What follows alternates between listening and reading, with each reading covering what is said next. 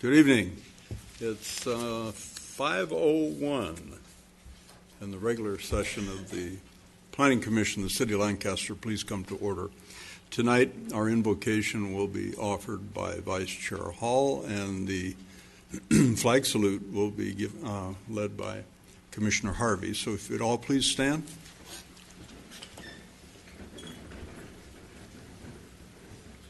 Bow your heads with me. I pray in the name of the Father, and the Son, and the Holy Spirit. Thank you, Father, for blessing our city with your abundance and grace. Thank you, Father, for having our citizens turn out and be concerned about what we do. Thank you, Father, for preparing us for these meetings and allowing us to make the decisions that bring honor and glory to you. Thank you for staff that prepares us for these meetings. Thank you, God, for the people around us that protect us when we're not even aware of it, our police and our firefighters, our first responders.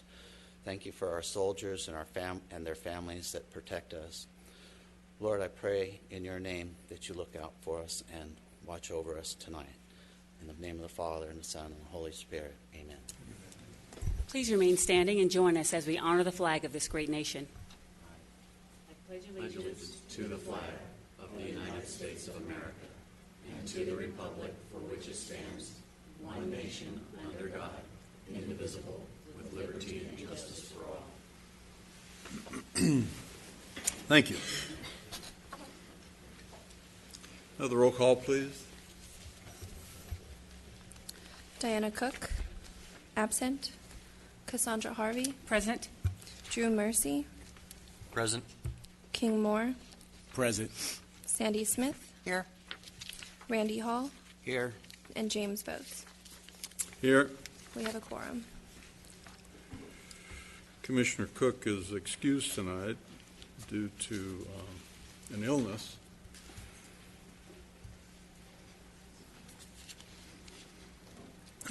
Public business from the floor. Persons who would like to address the commission are on an agendized item are asked to fill out a speaker's card, which you will find at the rear of the chamber, and give them to our Assistant City Attorney, who passes them to the Community Development Director, who then passes them to our Secretary after you talk. I know that's of great interest to everyone. When an agendized item is called that you wish to speak on, we will typically take a staff report. Then we will call on you for your comments. We also invite the applicant or their representative to speak to us. And then at the end of the public comments, we give the applicant an opportunity to rebut any of the public's comments.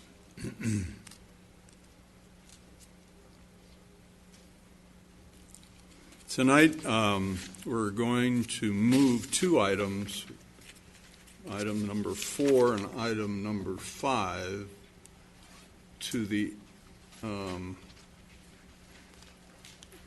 between items 7 and 8. So we'll take up item 2, 3, 6, 7, 4, 5, and then 8, unless there's some objection from the members. None. All right then.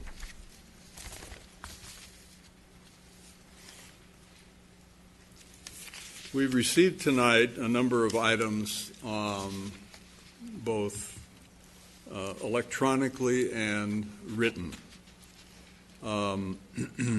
after the agenda was published. We've received what's called uncontested letters on two items, 3A and item 6. Those are letters that applicants provide to the city in advance of the meeting, indicating that they have no objections to the staff's recommendation. We've also received a considerable amount of correspondence, some of which I mentioned were provided to us electronically. Those relate to item number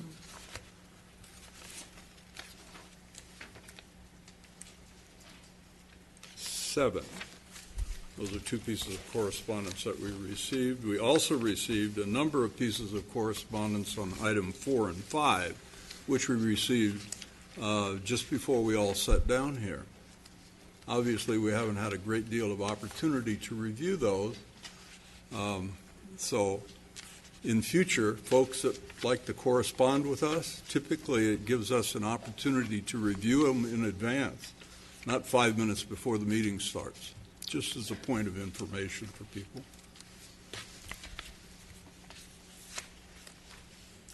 We also received from staff electronically modifications to item number 4, conditional use permit 1731, which is a change on page 2, 5, and 7 of the staff report. On agenda item 5, which is a conditional use permit 1804, there's been a revision to item or page 2 and 7 of the staff report. On item 6, is on our resolution page 2 and 3 on was a revision, and on the conditions there was an added condition number 10. And on agenda item number 7,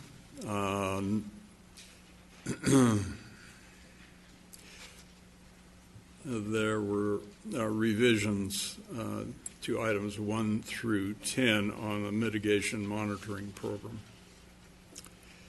On item 8, the staff report was added. We received a portion of it electronically Thursday night, and then Friday, and then Saturday. Or was it just Friday, I guess? Maybe it was Saturday I read it. Maybe that's what it was. Okay.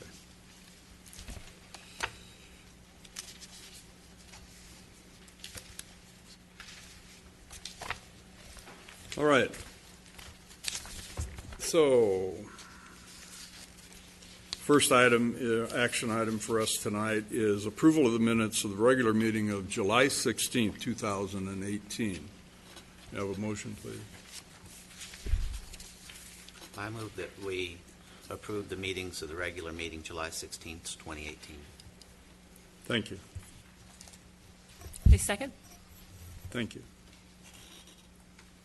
Any further comments? Please vote.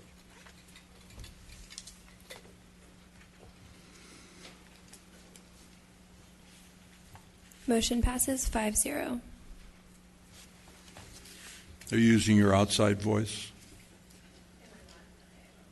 That's okay. You can talk like, you're talking to somebody you don't like or somebody you do like. Just speak right up. It's okay. Some of us hear very well, and then there's others who don't. All right. Next item is item number 2. This is a continued public hearing regarding shopping center ordinance that the Commission has asked to be reviewed. So, without objection, we'll hear the city attorney share with us what you shared the last time. Thank you. Good evening. California state law, specifically the Business and Professions Code, sets forth the procedures for retrieving and impounding abandoned shopping carts or carts that have been taken off the premises of the store who owns the carts.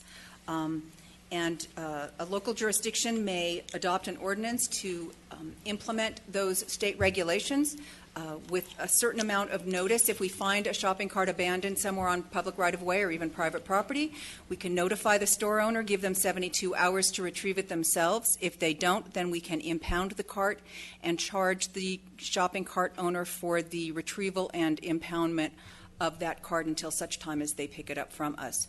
We also have the ability or the authority to immediately remove a shopping cart that's found off the premises without giving advance notice to the shop owner. However, in that event, we do not recover our costs from the shopping cart owner.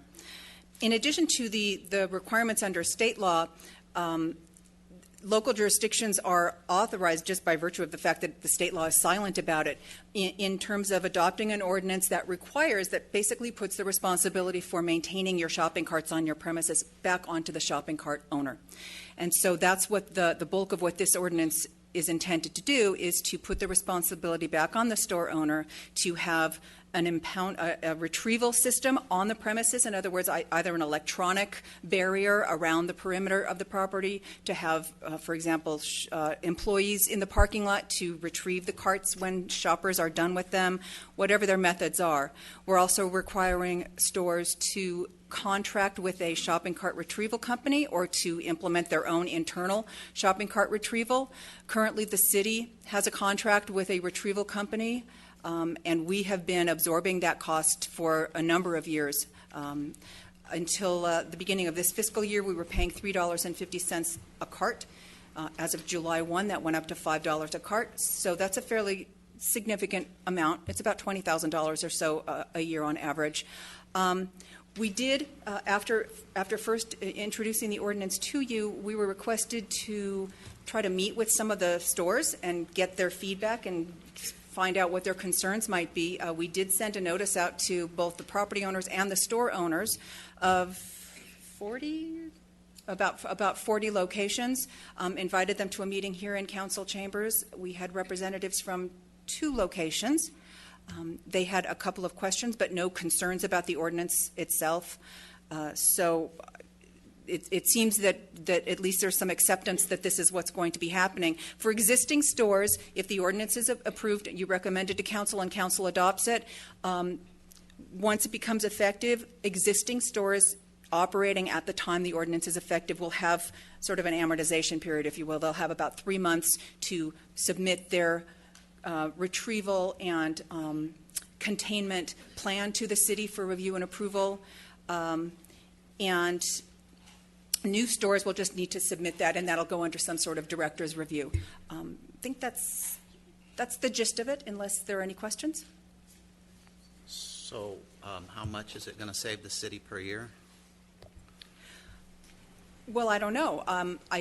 Assuming that we'll have a phase out for our contract with the retrieval company, obviously, because there's going to be a little bit of a learning curve, if you will. But ultimately, when we can terminate our contract, then that's $5 a cart we'll be saving. If we do undertake impoundment, then this year we'll be working on a fee study to determine what the reasonable cost, what the actual cost of retrieving and impounding the carts will be. We will recover that from the store owner when we follow that procedure. So I would expect that we'd be saving, at least $15,000, $20,000 a year once this is fully implemented. Would there be more people that would have to be hired at the city to do the shopping cart? No. Or is this just handled in normal routine patrols of the city? I think that's exactly how it would work. And in fact, one of the requirements for the containment and retrieval plan is to provide the city with contact information for 24-hour contact. So if a code enforcement officer, for example, is out in the field driving around, sees a shopping cart of a certain store, they'll have that list of numbers. They can contact that store right on the fly and let them know, hey, here's this cart, plan on coming to pick it up. Do they have any plans to put it in the city app so citizens can report with the app? Oh, that's an interesting. I hadn't thought about that, but that's a good idea. I think we currently have some kind of link to our contracted retrieval company. I'll have to look into that, but I think that's an excellent idea. Yes. I've used the app for other code issues, and they're very prompt. And it would be nice to, once this rolls out, maybe tell people about it. I think that's a great idea. Thank you. If it rolls out, yeah. So as a matter of clarification, I think it's more along the lines of a cost avoidance as opposed to a cost savings. It's a cost that the city would not incur if we didn't have a lot of, I guess. I think That's correct. the numbers that triggered our concern, I think the first quarter of this year, it was something like 1,360 carts were retrieved by the company that the city contracts with. If you calculate that out, if that's a fair number per quarter, that would be well over 5,000. So you're pushing well over $25,000. That's how it's trending, correct. Right. So serious money. Yes, it is. Plus they're a blight on the community, and the recent history with there was a fire in one of the underground storm drains where some of the carts were there and did catch on fire and in effect melted in place, right? Yes, and in fact, the cost to the city to clean that up is substantial. So that's yet another reason, you're absolutely right, to try to implement this and put the responsibility back on the people who own the carts. It's part of their cost of doing business. Where it belongs. Very good, thank you. Do we have speakers on this item? There are no speakers on this item. No speakers. It was Commissioner Mercy, I think, had asked about having the vendors or shop owners interface with the city, and so interesting, only 2 showed up. Which is not to say that if the ordinance does go to council and is adopted, that there's not going to be some complaints once it's implemented and people realize, oh, this really does apply to me. But we'll deal with that when that happens. Right. Well, not all of the shopping cart retrieval done by the city covers all of the carts that are deposited off-site or off-premise. There are a number of shop owners or shopping centers that have their own retrieval companies that pick up the carts on their behalf as well. So, and I assume they will continue to do that. Yes, I imagine they will. If they don't want to contract with an actual retrieval company, I know one of the stores, one of them who came to our meeting, mentioned that a number of the employees have pickup trucks, and so they just go out and pick them up themselves and bring them back, and they're reimbursed for their mileage, and you call it a day. It's great. They're being good corporate citizens. Absolutely right. All right, very good. So you say there's no speakers on this? All right. Anything further from the members? All right, then. So without objection, we'll close the public hearing and consider a motion.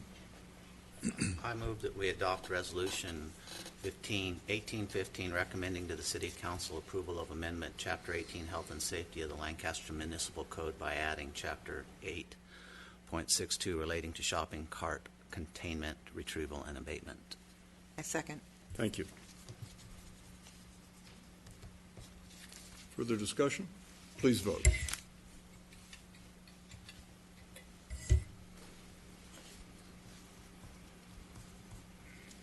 Motion passes 6-0.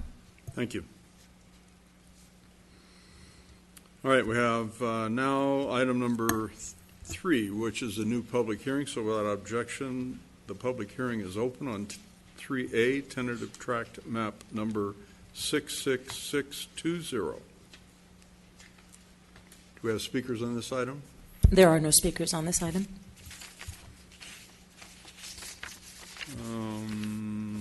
And we had the only correspondence we have on this I already mentioned, which is an uncontested letter.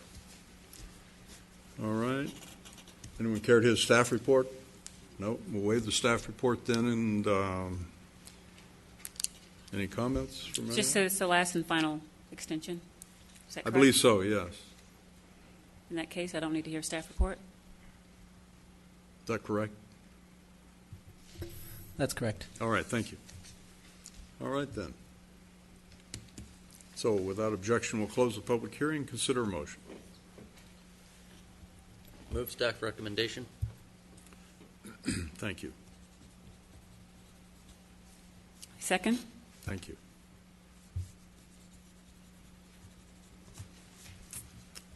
All right. Nothing further? Please vote.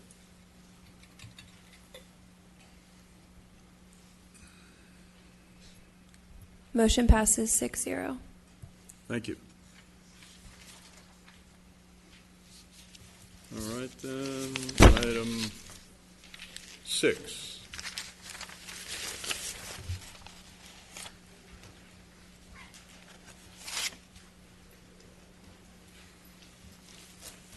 Item 6 is a new public hearing, so without objection, the public hearing on item 6, a conditional use permit number 18-13. Public hearing is open without objection, and do we have speakers on this item? Do we have speakers on this item? Yes, we do. All right. May we have staff report then, please? Good evening, Chairman Vos and members of the Planning Commission. The item before you is conditional use permit 18-13.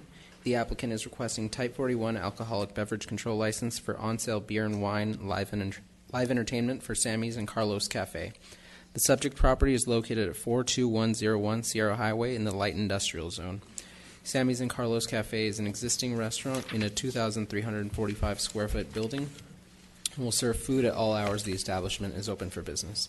The restaurant operating hours are from 7 a.m. to 12 a.m., 7 days a week, but the proposed sale of alcoholic beverages would be limited in the hours to 10 a.m. to 12 a.m., 7 days a week. Live entertainment, including karaoke and live music, will be limited from 5 p.m. to 12 a.m. on Fridays and Saturdays, and from 10 a.m. to 12 a.m. on Sundays, to include a mariachi band during Sunday brunch hours. Security will be provided during entertainment hours and will remain 1 hour after closing. The Lancaster Sheriff Station does not oppose the request of the issuance of an ABC license at this location.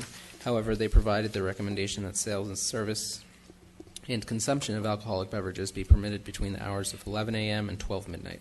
A notice of public hearing was mailed to all property owners within a 500-foot radius of the project, posted on the subject property, and noticed in the newspaper. Staff has not received any opposition.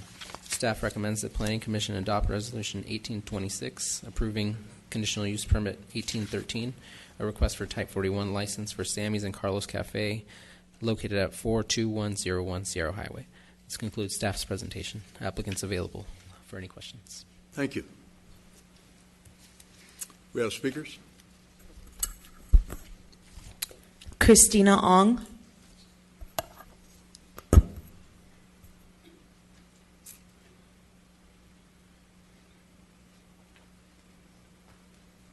Good afternoon and welcome. Good evening. Is it My evening name yet? is- Oh, I think it's still afternoon. You're pretty sure? It could be evening. Yeah, Welcome. thank you. My name is Christina. My address is 420. We don't need your address. You can just tell us what you want. Oh. Regarding the beer and wine permit, and my business is a motel. I just want to say what my bad experience before, like 3-4 years ago. They conduct business outside the restaurant by the street. So many people, and it's very noisy. And like 2 o'clock in the morning, they just finish. And many broken glass in my parking lot. It's very, very noisy. I just want to say, hopefully not happen again. Like, I heard that they close at 12 o'clock, but eventually it's until 2 o'clock in the morning. What happened before? Weren't very good neighbors 3 or 4 years ago then. How long ago? 3 or 4 years maybe? The restaurant also, but I forgot the name. I forgot. But they weren't great neighbors. And I call sheriff like 2-3 times a week because very noisy. Many people in front of the restaurant by the street. Well, depending on how the vote goes, if you really want to talk to somebody important and get something done, that young lady on the end, the assistant city attorney, is the one you want to call. She has a direct line to... Even I called the city also, sir, at that time. That's who you want to talk to. Is this, Okay. she knows who runs code enforcement. She knows how to call a sheriff's captain in the middle of the night. She can do it all. In the middle of night. No, I'm serious. Seriously, though. No, seriously, though. If you have a concern about the operation of an alcoholic beverage establishment, whether it be the liquor store north of you or a restaurant south of you or somewhere in between, Yeah. Please avail yourself of contacting city code enforcement, and they will make a thorough investigation. I did at that time, city code enforcement. All right. But still, and it take too long, eventually that restaurant is closed. Well, maybe this operator will I- be a better neighbor. We hope so, huh? I don't know, and it's very. All right. upset. Thank you. Thank you, sir. We have another speaker. There's no more speaker cards. All right.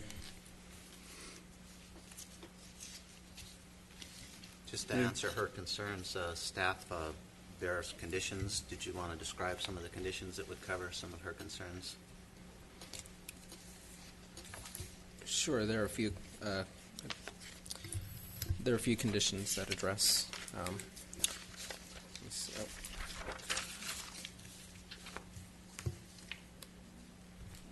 She said about the hours of operation, noise. The hours of operation are limited, 7 days a week to midnight. They are required to have security on site up to an hour after closing time, or until all patrons of the restaurant are gone. Is that normal for a restaurant to have patrons sitting in the parking lot till 2 in the morning to sober up maybe? I sure hope not. Could that be what she was concerned about in the last one? It could be. Yes. And she has we explained that pretty good, that she's supposed to call Jocelyn when she has this problem. Thank you. You're welcome. I have a question. So I think you said two things. I just wanted to make sure that we're clear. I first heard you say till 1 hour after closing, and then you also said until patrons are gone. Which one? It's up to an hour after, or until Okay. patrons are gone. I'm assuming security will work. So in other To- words, not to exceed 1 hour, perhaps? Correct. Okay. Yep. Gosh, that's not the way I understand it. Until the patrons are gone. Isn't that the way it's written? It's not either. It's not one or the other. It's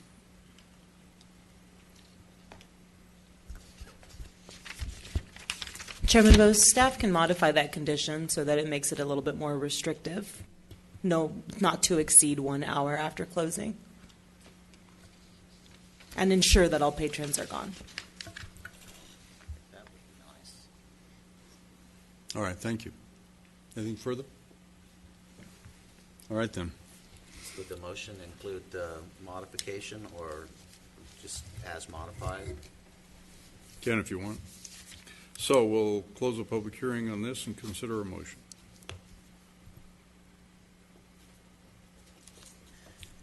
I move that we adopt Resolution Number 18-26, approving conditional use permit Number 18-13 to allow a Type 41 on-sale beer and wine for a bona fide restaurant, alcohol beverage control license and entertainment in an existing restaurant, Sammy's and Carlos Cafe in the Light Industrial Zone, located at 42101 Sierra Highway, with modifications. Thank you. Second. Thank you. Anything further? Please vote.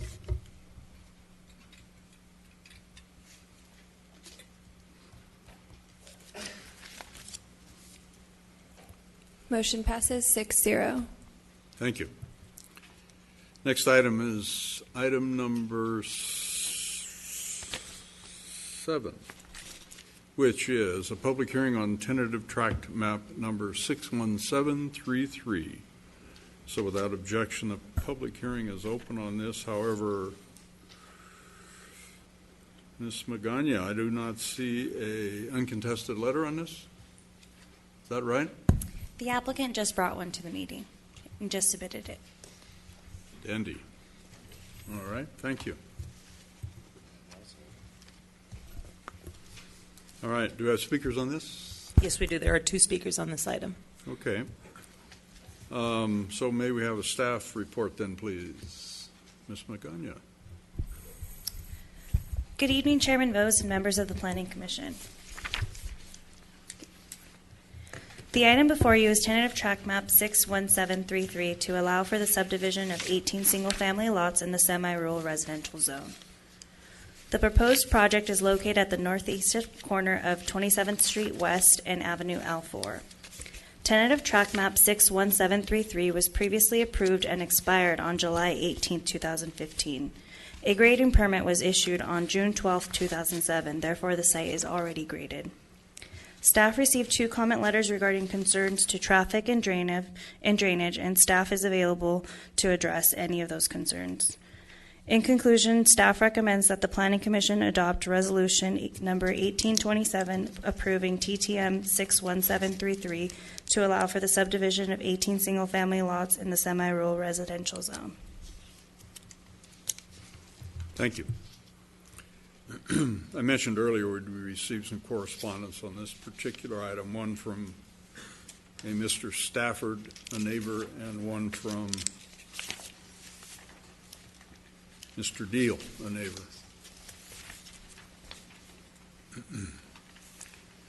We have speakers on this, you said? Yes, we do. All right. May we hear from them, please? Bob Deal. Mr. Deal, welcome. Thanks for the opportunity to comment. I don't have a basic objection to the development of this property, but I do disagree with the mitigated negative declaration requirements on traffic flows.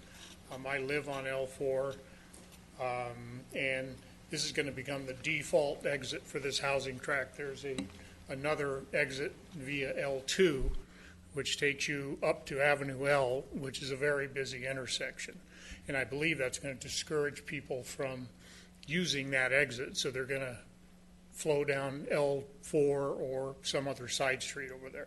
So I'd like to see if there's another exit route to get to Avenue L in particular, or to Avenue L8, so that some of this traffic has alternatives rather than just using Avenue L4. L4 and 30th West is a very busy street as well too, and this is just going to add to the congestion that we have already on the street. So I would like to see if there's some alternatives to exit plans.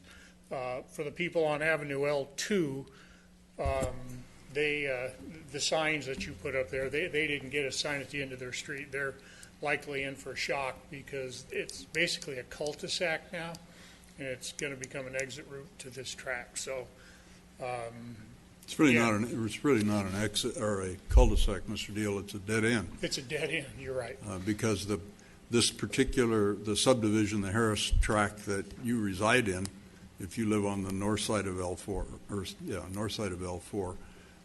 was designed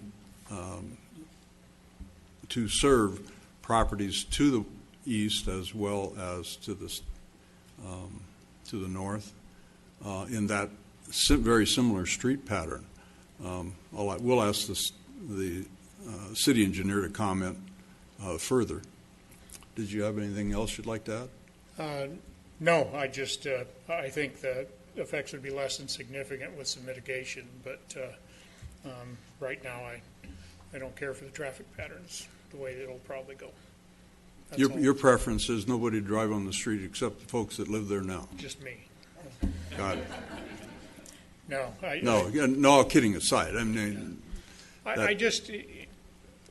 the driver to a lot of this impact is the intersection of 28th West and Avenue L, because it's Vince's Pizza, Schooners, Stater Brothers, and it's already pretty full. It's hard to make a left-hand turn out of, so maybe we can do something there.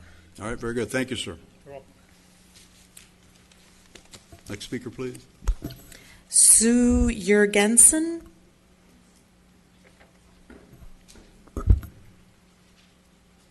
Is it Ms. Jurgensen? Jurgensen.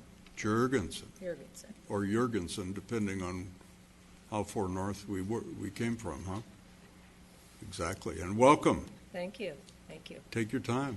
Okay. Well, I have 2 points. One, since Mr. Deal spoke, I live on 27th Street West, so I am also concerned about traffic.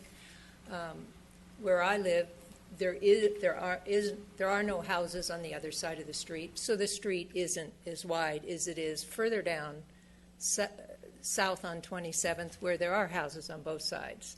So I see them coming out. I'd be happy if they went down L4. I'm afraid they're going to come out and come down 27th, and it's going to be real crowded there. Do you know if the development is going to have sidewalks? We'll have the city engineer comment on I that. was just wondering, because, They all have you know, sidewalks. the kids Yes, and they their all bikes have and sidewalks. skateboards will They have be right in the streets or sidewalks. street improvements, curb, gutter, sidewalks, street lights. Street lights would be good. Yep. Okay. Standard condition.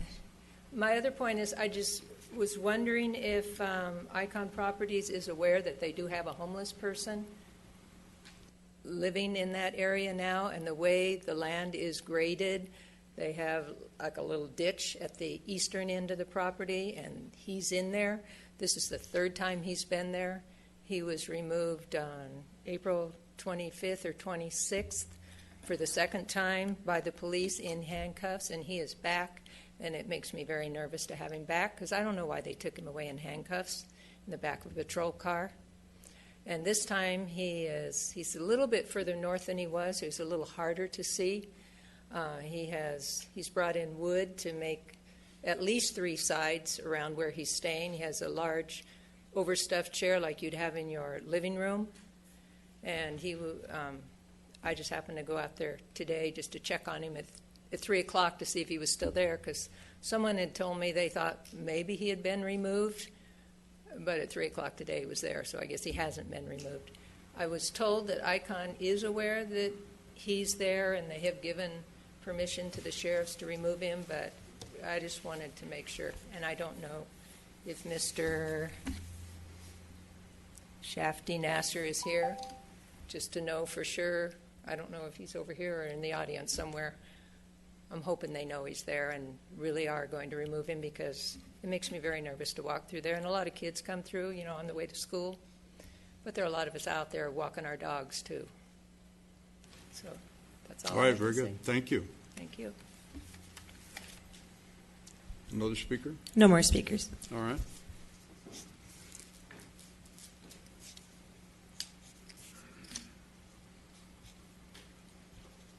Ms. Corbett, what's the process as it relates to homeless folks that don't have permission to be on private property? How is that dealt with?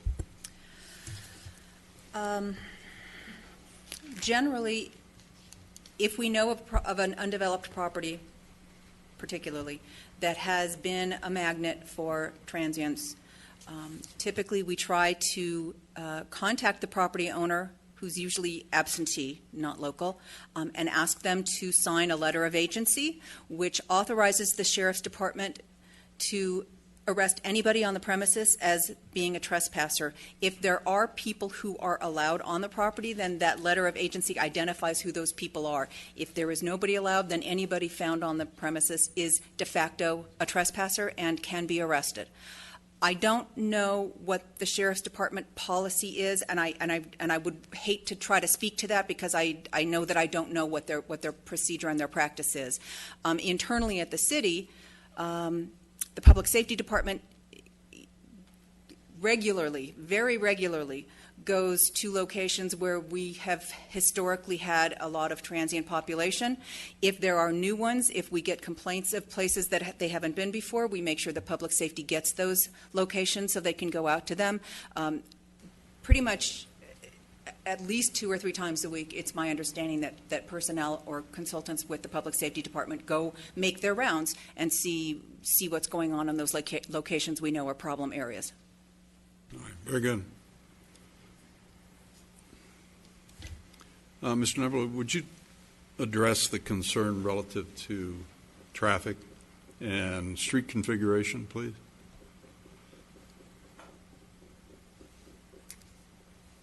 With regards to traffic and street configuration, so these are all public streets with general benefit to the public to use for access. They will be able to exit on Avenue L at 28th, L4, and then I believe 28th goes to the south, and 27th will also go to the south to get them to L8, where they can exit on 30th at the signalized intersection. With this project, There are 18 lots being proposed, and I believe our analysis shows this is 13 peak hour trips in the morning and 18 peak hour trips in the PM, 170 trips daily. These low volumes do not trigger the need for the applicant to perform a traffic analysis, as it didn't generate 50 or more trips at any of these intersections adjacent to the project. All right, thank you. Would you mention what peak hour is? It is the hour where we anticipate the largest demand leaving or entering the project site. Early morning, late afternoon? Correct. All right, thank you. Excuse me. Anything from the members? Questions? All right. So without objection, we'll close the public hearing and consider a motion on this item. I move to adopt resolution number 18-27, approving tentative tract map number 61733 to allow for the subdivision of 18 single-family lots in the SRR zone. A second. Thank you. Anything further? Please vote.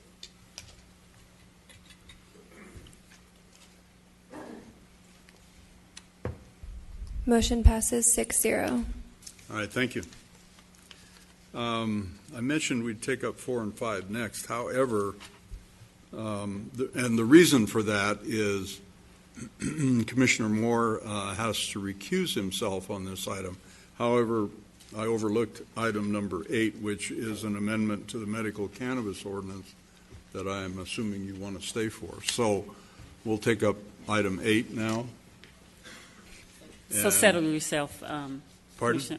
Settle yourself right into that seat and endure this with us. I'm with He nodded his head, I think. you. Nod your head, I'll hit it. All right. So item 8 is a new public hearing on an amendment to the medical cannabis ordinances of the city of Lancaster. So without objection, the hearing is open, and our Assistant City Attorney will share with us again. Thank you, Chairman Vose. Ordinarily, when we're discussing an ordinance, I generally just extemporize, but because there are a lot of moving parts and a lot of history to the state structure with respect to cannabis, I'm just going to go ahead and read my staff report. I apologize, and I thank you for your patience. Certainly. On October 9th, 2015, Governor Brown signed into law the Medical Marijuana Regulation and Safety Act, later changed to the Medical Cannabis Regulation and Safety Act, MRSA, which went into effect on January 1, 2016. MRSA established a comprehensive state licensing and regulatory framework for the cultivation, manufacture, transportation, testing, storage, distribution, and sale of medical cannabis through Assembly Bills 243 and 266 and Senate Bill 643. MRSA provided that local jurisdictions could permit or prohibit some or all commercial medical cannabis activity. In November 2016, the citizens of the state of California voted to approve Proposition 64, the Control, Regulate, and Tax Adult Use of Marijuana Act, or the Adult Use of Marijuana Act, which authorizes individuals who do not have a physician's recommendation for medicinal cannabis to possess and use marijuana and or concentrated cannabis subject to certain restrictions. Under AUMA, local jurisdictions have the authority to allow or prohibit adult use cannabis commercial activity. For example, in other words, commercial cultivation, manufacturing, retail storefronts, etc. On February 28, 2017, the Lancaster City Council approved the Medical Cannabis Cultivation Facilities Ordinance number 1019, which added chapters 5.56 and 17.43 to the Lancaster Municipal Code relating to the regulation of medical cannabis. The ordinance went into effect on March 30, 2017. That ordinance allows for medical cannabis cultivation and manufacturing facilities within the city limits based on approval of a local license and contingent on approval of a conditional use permit in the light industrial zone, heavy industrial zone, or any adopted specific plan that permits industrial use. The City Council additionally adopted Resolution 17-05, setting the maximum number of local licenses issued pursuant to Chapter 5.56 at 10, and setting the maximum number of CUPs issued pursuant to Chapter 17.43 at 10 as well. Since the adoption of the cannabis ordinance, a total of 8 applications have been approved by the Planning Commission. In June 2017, the state legislature passed and the governor signed Senate Bill 94, the Medicinal and Adult Use Cannabis Regulation and Safety Act. I'm just going to call that the Act moving forward, if you don't mind, because that's a mouthful, which was intended to harmonize and consolidate the provisions of MRSA and AUMA to allow for uniform procedures for state licensing. Local jurisdictions continue to have the authority to allow or prohibit adult use and or medicinal commercial cannabis activity. The state agencies mandated with licensing and regulating various types of commercial cannabis activity are currently operating under temporary emergency regulations, which recently were revised to allow cannabis licensees to conduct business with any other licensee, regardless of the adult or medicinal designation of the license. Notwithstanding that regulatory change, however, segregation is still mandated under the state law, which is the controlling law over the regulations. So, on August 14, 2018, the City Council adopted Resolution number 18-46, which would eliminate the maximum number of CUP applications and authorize the City Manager to determine the maximum number of licenses and permits that may be issued pursuant to the Municipal Code, provided, however, that the City Manager shall report back to the City Council after each multiple of 10 licenses and conditional use permits are issued. This proposed ordinance before you in part updates the references to and the definitions from the California Business and Professions Code, which is the controlling law, to reflect the code sections from the Act rather than the repealed sections from MRSA.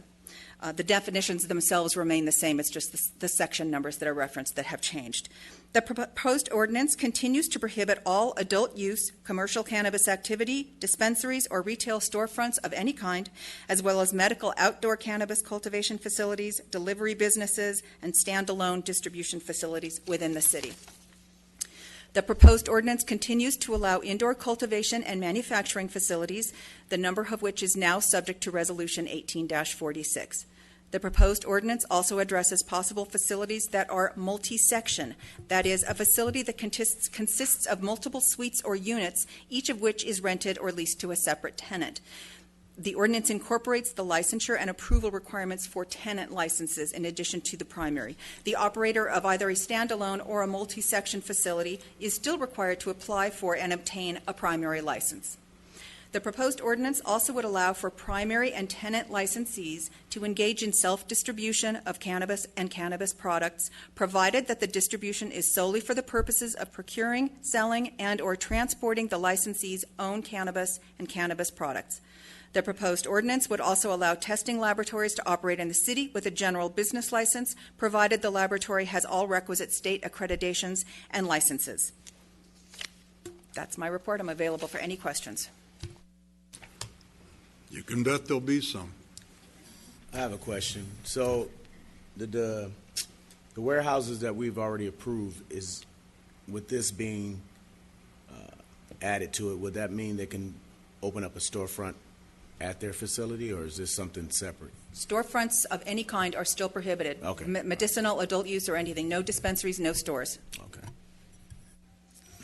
So just to make sure that I'm clear and understand all the legalese that you just projected upon us, one of the things that I think I heard is this body, and I don't remember what date that we approved, the max being 10, and we're now at 8.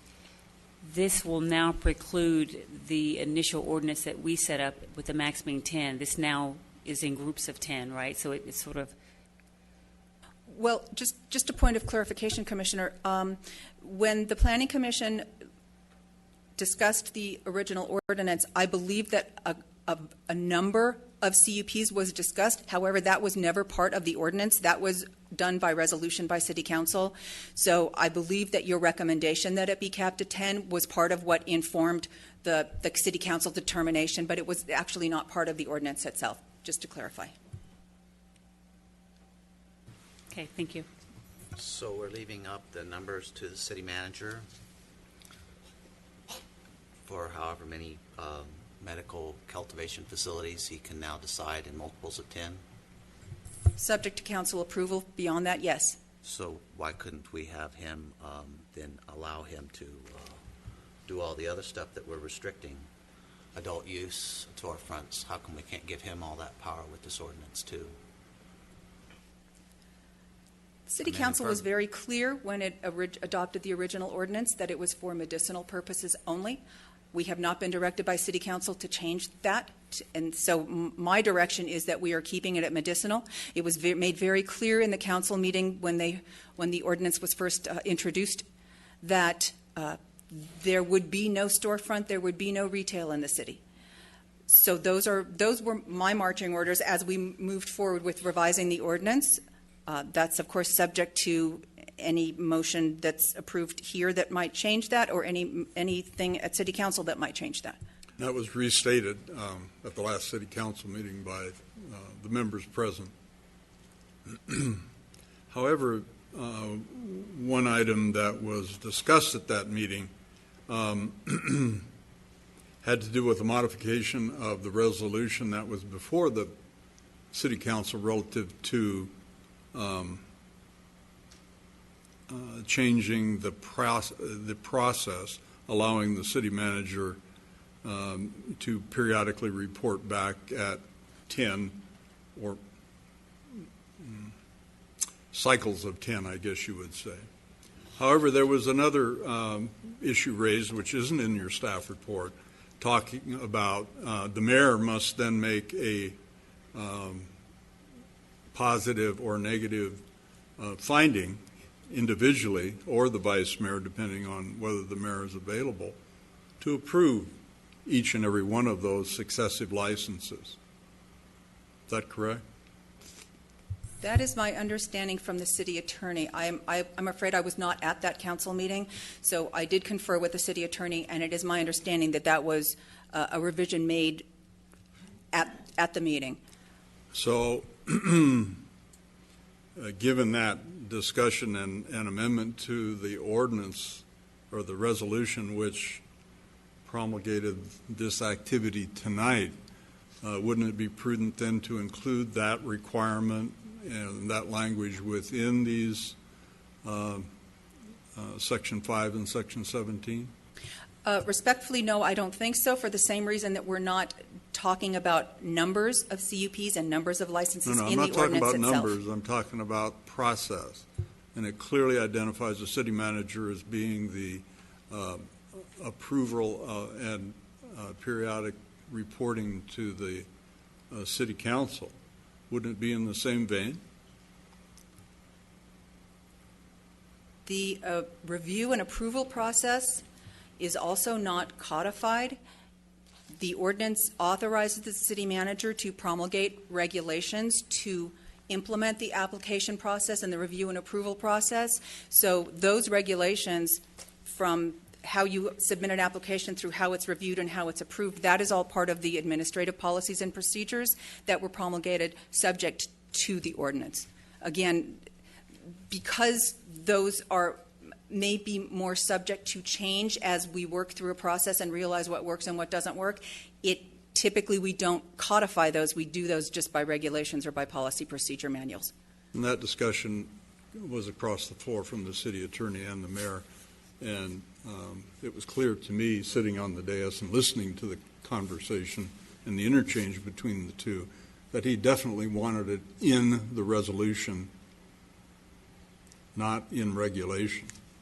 Well, and I believe that the resolution was modified after the vote to include that language. That's the resolution, that's not the ordinance. But we don't have it here, and that's what triggered what we're looking at, right? We don't have that resolution.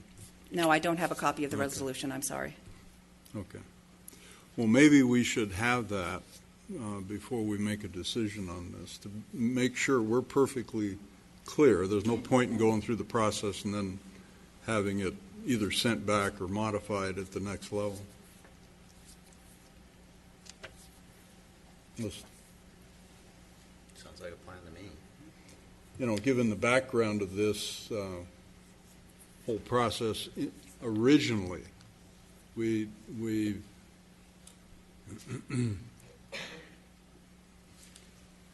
we were,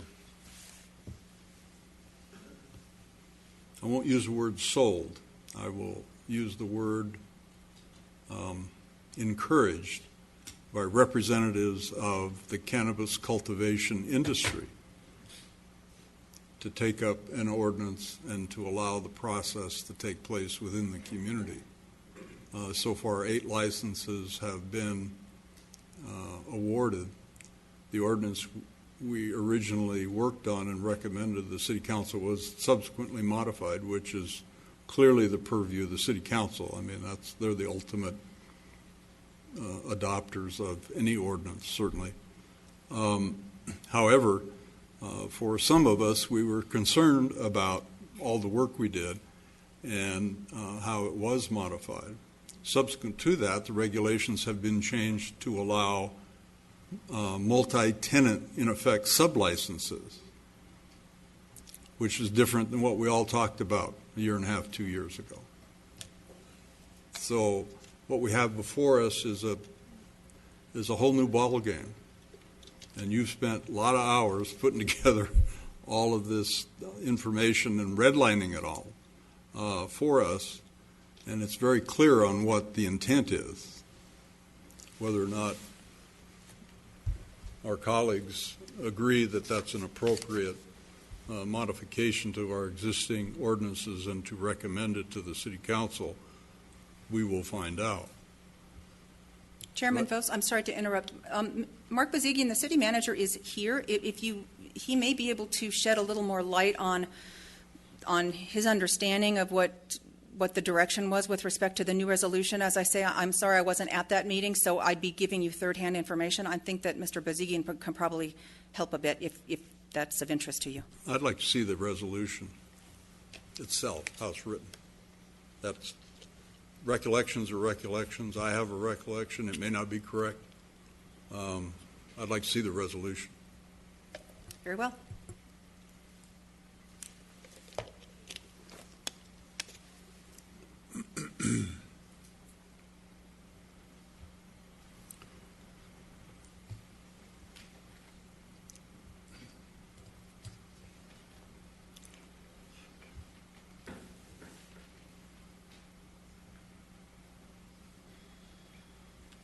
Chairman Vos?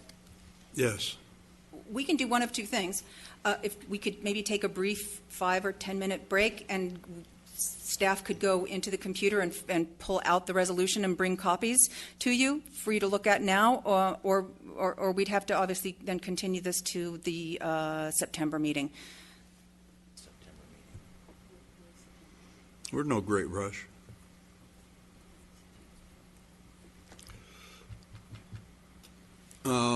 In your red line on page 2,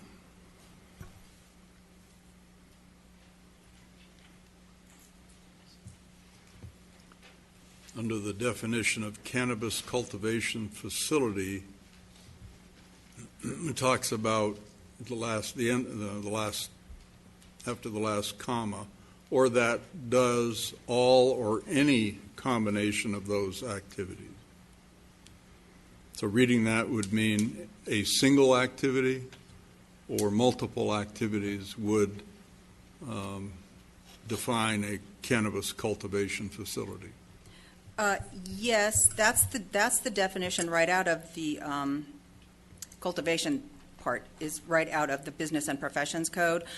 I think in the real world, it's unless you're a nursery and you're just doing the seeds and making them into the little seedlings that then you sell, typically any cultivator, from my understanding, which is, I grant you, limited, does all of those things as part of the cultivation process. All right, thank you.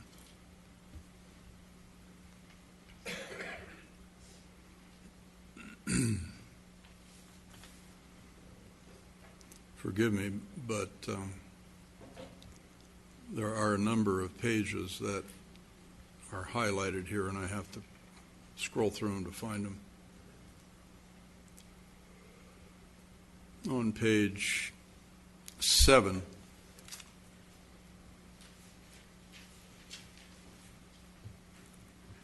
excuse me, yeah, it would be page 7, 5.36.070A 2 at the top of page 8.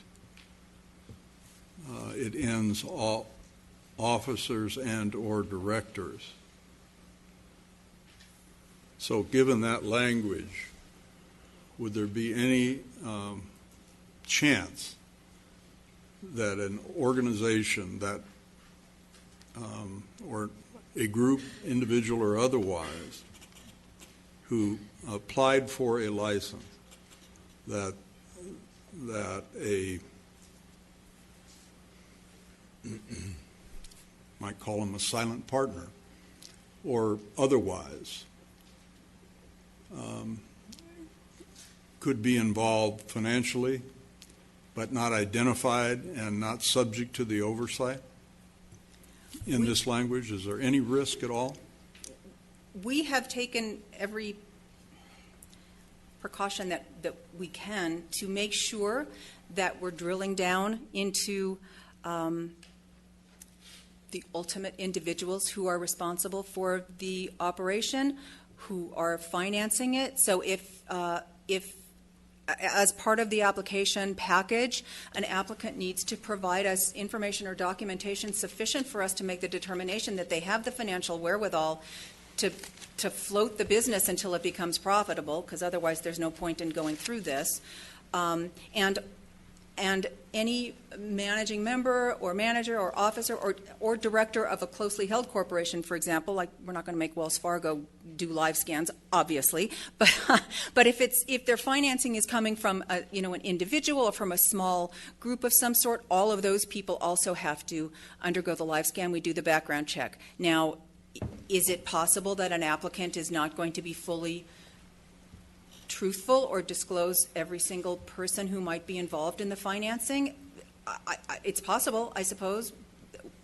We're being as diligent as we can, and we're being as thorough as we can. We have administratively withdrawn applications in the process so far that failed to provide us with what we deemed sufficient information about where their money was coming from. We take that very seriously, because that's the most fundamental, basically the public safety issue is to ensure that criminals or criminal organizations are not at the bottom of any of these facilities. Public companies, for instance, there certainly are publicly traded companies now on the New York Stock Exchange, for instance. There's a Canadian company now, it's very large, that's traded publicly, that very well could be involved with this kind of activity in our community. Those officers and directors then would also have to, if that was an applicant or a funding source or whatever it may be, they would have to be live scanned as well. To the extent that we can drill down to the individual people involved, either operationally or financially, that is what we do. Okay, very good. And my concern is that we capture, maybe that's not a good word, capture whatever the entity and individuals are to prevent unscrupulous activity. That's our concern as well. All right, thank you.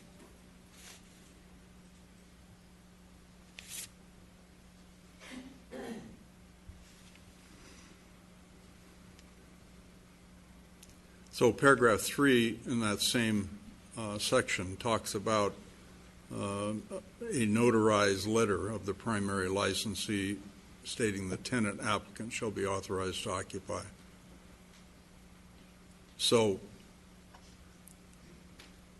if a tenant licensee, which is new to us now, so if I understand it correctly, you have the primary licensee who would have a 22,000 square foot facility and made divided into smaller segments that then would have multiple tenants possibly, and each of those tenant growers would then be licensed. And during the application process, they wouldn't necessarily have signed their rental agreement or whatever, but the primary licensee then would issue a letter to the city, quote, notarized, which is an acknowledgement of their signature. It doesn't, I mean, other than that, that's all it does.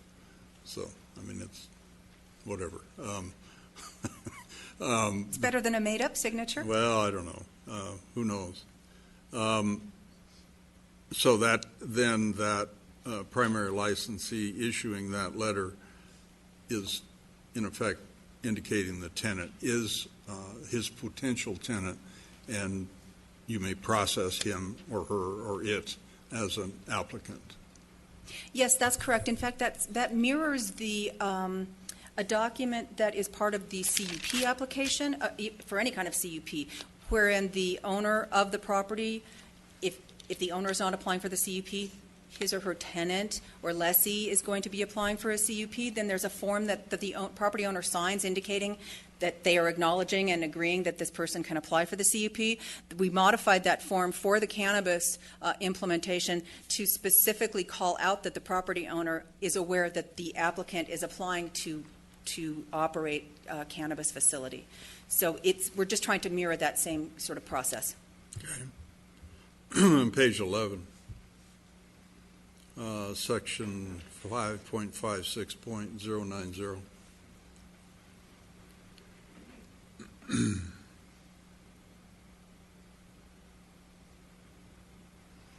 Talks about the transfer of ownership.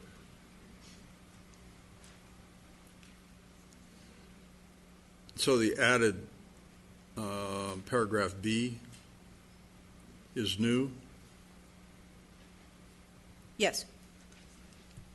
And why is that there? There was some administrative confusion, I'm going to put it that way, about what the process needed to be if there was a transfer of ownership. In some occasions with regular business licenses, it's a simple matter of just applying for a new business, the same business name, but now it's a new owner. You just submit a new application for that. But this is very different in that so an entity, an LLC of some sort, applies for the license and the CUP and is approved, and then for purposes of operational or financial or what have you, perhaps they're going to sell or transfer their interest to a different LLC. Maybe the same managing members, maybe different managing members. I don't want to get into those details. However, some of the documents submitted with the original application package may still be applicable, but we don't know that. So we're trying to put it back onto the new owner or new owner entity to pay the fee, submit a new application, and either submit new documentation or attest that X, Y, and Z documents from the original application package still apply here. So doesn't that put an extra burden on staff? Wouldn't it be simpler? Well, king of the world, I would say,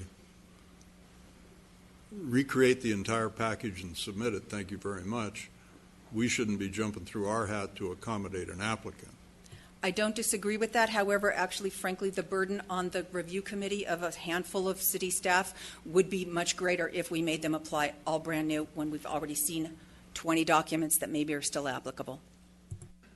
But you still have to cross-check them to see if they are the same, don't you? Well, if they attest in writing that this plan and this map are exactly the same, that's Okay. we're taking their attestation. Thank you.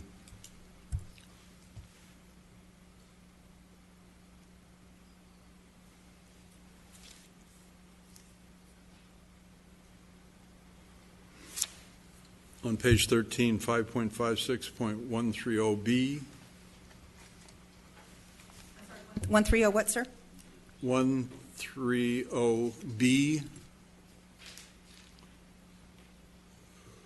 Like, boy, the last, all other legally required taxes and fees required by this code. So that means application fees or assessments or whatever the city council may decide. That is correct. Currently or in the future. That's correct. The fees and surcharges that have already been approved by council by resolution and any others that they may subsequently adopt. Yes.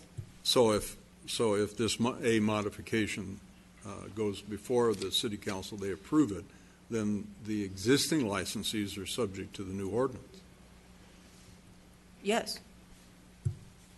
Okay, thank you.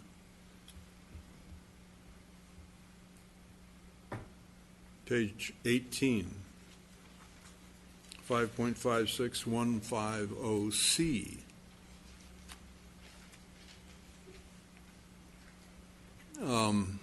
I didn't do any research on the hearing officer call out here.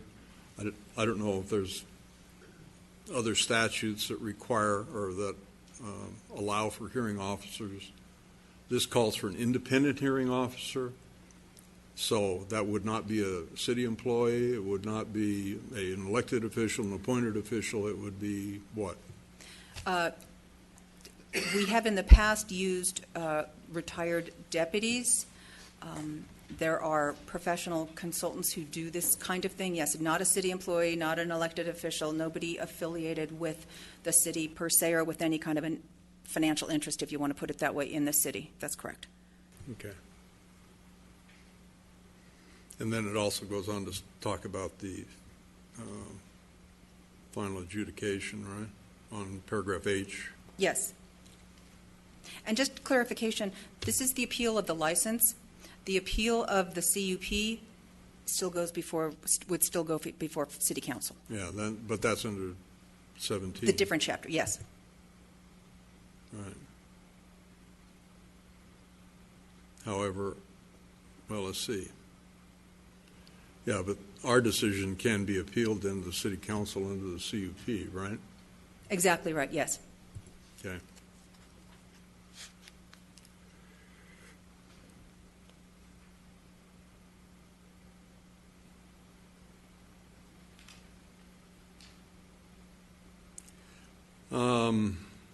Okay, section 1743, page 7. See if I can find it here.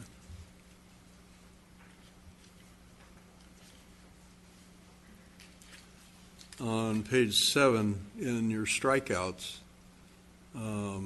paragraph 1 and paragraph 8 still shows the word primary for some reason in blue. That's because just that was me doing a global replace. Sorry about that. Oh, no, that's fine. So when you print it, then it ultimately it becomes part of the body and then looks strange, right? On page 8, or top of page 9, actually, 1743-045.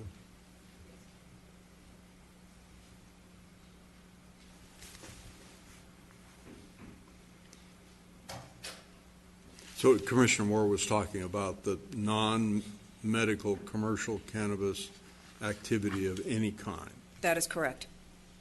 So everything's precluded except cultivation, manufacturing of medical or medical cannabis, right? Yes. Okay, nothing's changed there.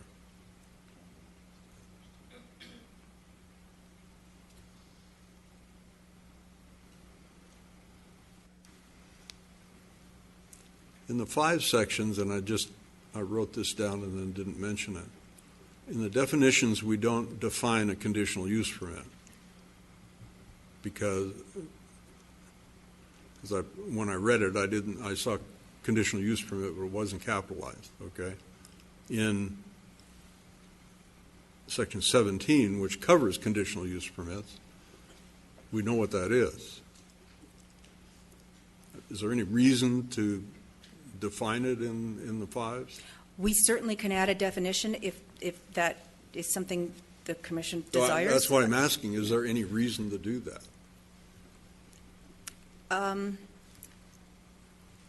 I don't know that it's necessary, but lawyers, we tend to be paranoid, and now that you've brought it to my attention, I'm sort of wondering that maybe we should do that. Just overkill is better than no overkill, I guess. Or at a minimum to refer to the, Title 17 where it has the definitions, et cetera. Thank you.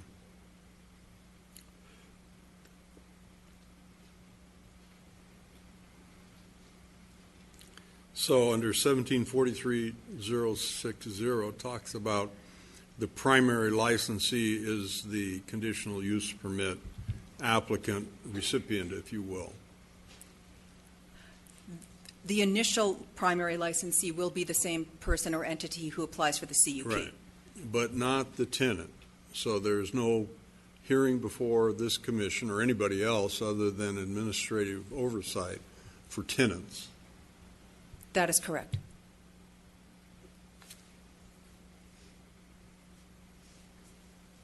Thank you.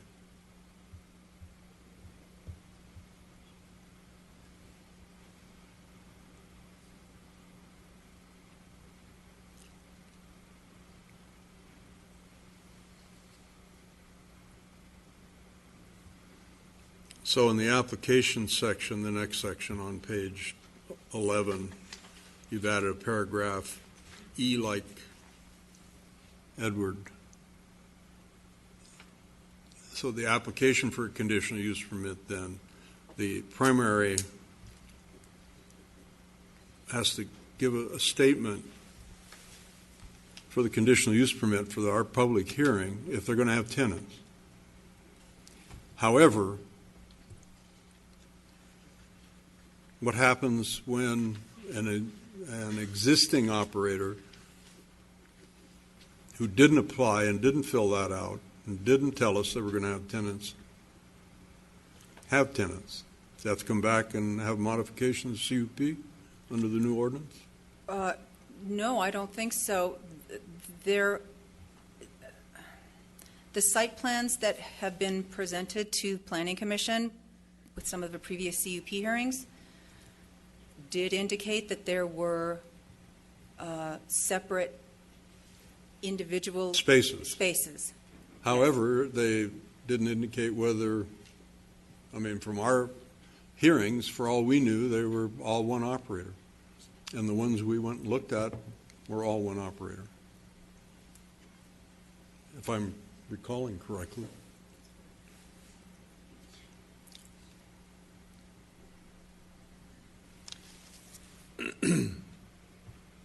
So they provide a statement, but we really have no oversight other than there's space for them, or spaces smaller than the overall space. I don't think I'm going to say this very artfully, so forgive me in advance. The CUP is Planning Commission's purview, absolutely. As a general rule, business licenses do not fall under the purview of the Planning Commission, so provided that the CUP is acceptable, that the plan for the CUP is acceptable and you approve the CUP, who's going to be allowed to occupy space within that premises then falls under the license application. But the configuration of the site plan, if you will, the floor plan, the elevations, all of the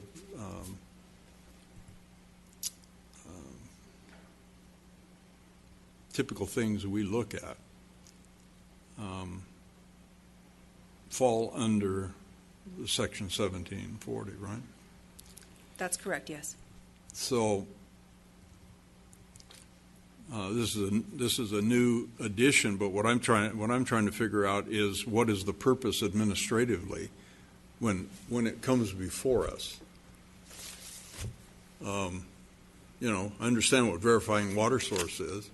If you don't have water, you can't build. Well, that's, in other words, we don't approve a project guaranteeing they have public utilities, obviously, from previous applicants who went out and got approval for projects without adequate electricity, for instance, right? So we're not approving a plan and guaranteeing the applicant has adequate resource to proceed forward. So what we are, I'm just trying to figure out why it's even in there. We can certainly take it out. No, that makes more sense. There's got to be a reason it was put in. I don't know what it is. I agree. I think that if it said multi-tenant facility, That would make more sense than a multi-section. Something.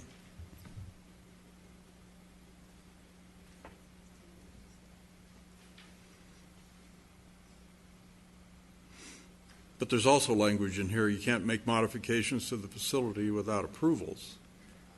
So those are internal issues that building and safety would deal with, city engineer, whatever that department is. It wouldn't have to come back to us every time somebody wants to modify a wall section, or right? Right. Good.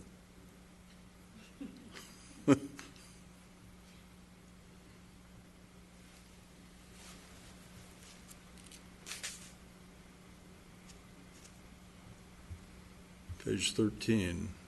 I don't know why I did that.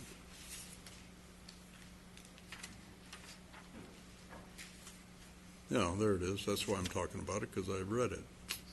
1743-90B talks about material changes to the facility and paying the fees. And then it also says, resolution of the City Council obtaining a prior written approval of the City and Planning Commission. Yes, for a material modification, absolutely. As any CUP that has a material change, they need to apply for a modification before you. Okay. And then you've added language on denying the request and the process. And that would either be it's under ours then, isn't it? It's something we'd have to deal with. I noticed you didn't change, under 1743-110, you didn't change any of the distancing impacts? No. Any discussion there? But I do like the fact that what was changed, instead of the way we initially went with no medical cultivation facility, that it was changed to cannabis. So I think that was a good change. And I saw that throughout, that you went with So cannabis. it's not just cultivation, the manufacture, if you will, is really what you're talking about. It's the segment from seed to transport and create, and whatever the product they may want to create within that facility, from seed to finished product, right? So with the original ordinance, and I wasn't really directly involved with modifying and drafting the original ordinance, so you'll have to bear with me a little bit. It's my understanding that the manufacturing side of a business came up rather late, and the city attorney's office, rather than changing language throughout the entire both chapters, changed the definition of a medical cannabis cultivation facility to include a manufacturing facility. I just wanted to make it clearer, since we're making changes to the ordinance. I just wanted to clean that up so it's not confusing to anybody. Permissible cannabis facilities, medicinal cannabis facilities, are cultivation and or manufacturing. Hence me liking the change. I knew where you were going with that because I can see that language throughout the document. Thank you. I think it'd be a lot easier to administer.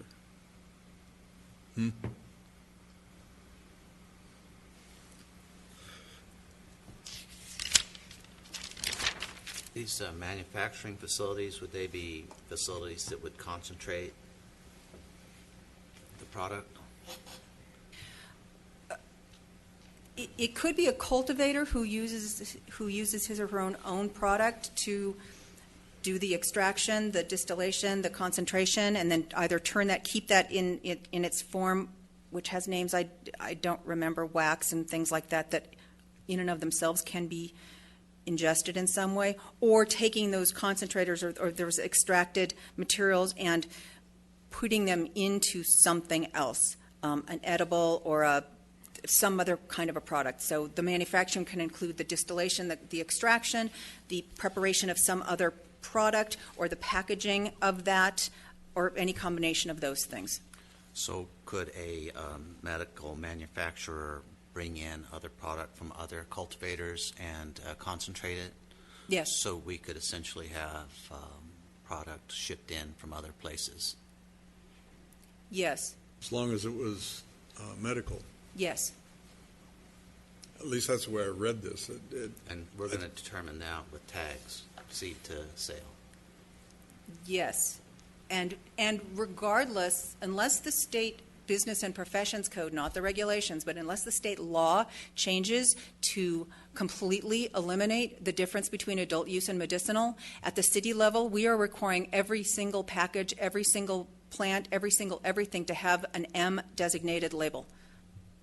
So I'm thinking if Joe Concentrator decides to buy a semi full of medical cannabis from a grower down in San Fernando Valley and brings it up here, he can stick it in his grow facility or his manufacturing facility and do whatever he wants with it there to make his product. He can bring in that much. That's okay.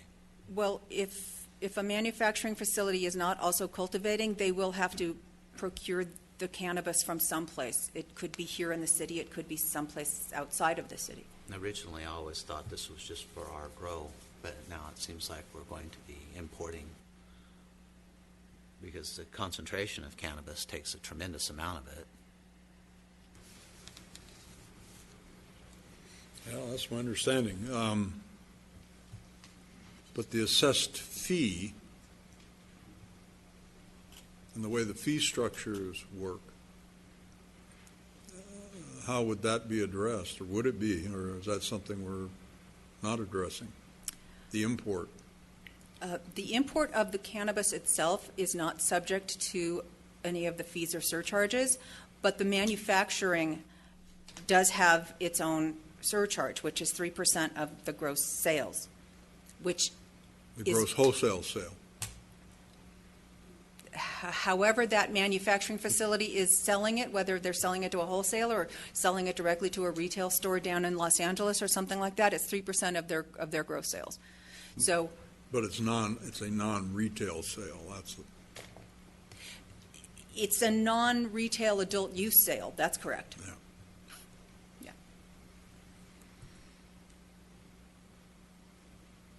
Yeah. Paragraph 5 of that same section on page 14. It says a medical cannabis cultivation facility. Do we want to have cultivation in there? You struck it everywhere else. So, yeah, it looks like I missed a few places. This was near the end of chapter 17.43. I think my eyes and brain were getting pretty tired at that point. Would you change it? I can certainly go back through and clean it up. Because there's multiple times that it's in here, and I'm not suggesting that it be struck. I'm just pointing it out.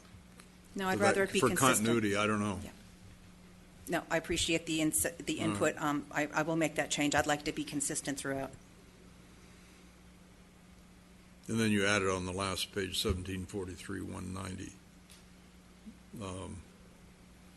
the collect all language, in case anything is held to be invalid or unconstitutional. That's correct. That's usually in our ordinances. Doesn't affect the remainder of the ordinance. No.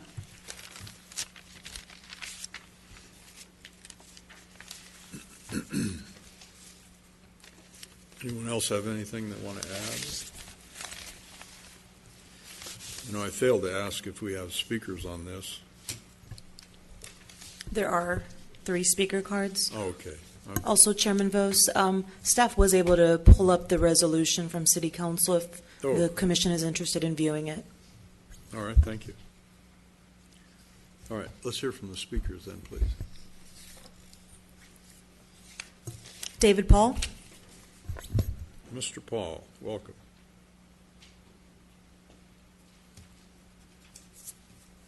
Welcome. Mr. Chairman, Vice Chair, and Commissioners, good afternoon, evening. It's shifted over. As usual, I appreciate coming here and watching you work, Chair Vos. You're very deliberate, and you're, I think the thing I always try and remember is that we're embarking on this new enterprise that the city is bravely forging into, and there is a lot of work that we have to learn on the fly. So I appreciate everyone's continued work. I thought my impression from the meeting was the mayor wants to review take the heat off of everybody. You know, that was a valiant thing, I think, on his part. But I just want to, you mentioned the stocks. You know, there's I get all these emails, and now I've opened one the other day, and there's a dozen penny stocks that are highly recommended to make a fortune. And this is an industry that's going to grow. I talked before about the CBC extraction from the cannabis, the non-psychoactive. It's the stuff that doesn't get you high, and that's what helps people heal and alleviate suffering. So I don't see any of that in the language that we're aiming for that, but that's my impression. What the city is trying to do is get in on this market that is going to explode exponentially. I mean, there's a lot of pain and a lot of suffering that needs to be relieved, and but it doesn't seem like we're going to get to the bottom of it today. So I just wanted to say again, I appreciate the diligence you exert as you go through these things, and I feel for our assistant city attorney, because I was mentally exhausted by the time she read the first part, and it's very difficult. But again, just thank you, and we'll see what happens, and we're making history here. Let's just remember this is going to be a great source of revenue for our city. Thank you. Thank you, David. You have another speaker? Jerry Furso. I didn't hear your name clearly, sir. I'm sorry. Jerry Furso. Oh, welcome, sir. From Lancaster Baptist Church. I'm one of the pastors there. And I do want to thank you for the tremendous job that you do on this commission. And I do would like to have the city attorney cell number, so if we do have any problems, we could personally call you and or maybe text you. But if you want to make that possible for us. But I'd like to just, first of all, just say this. Thank you for the caution that you're exhibiting regarding this procedure right here. And I'd like to just encourage you to remember maybe this simple principle: sometimes less is better. And I'd like to encourage you to consider that. And I think about a year and a half ago when we had the city meeting, there was a lot of opposition.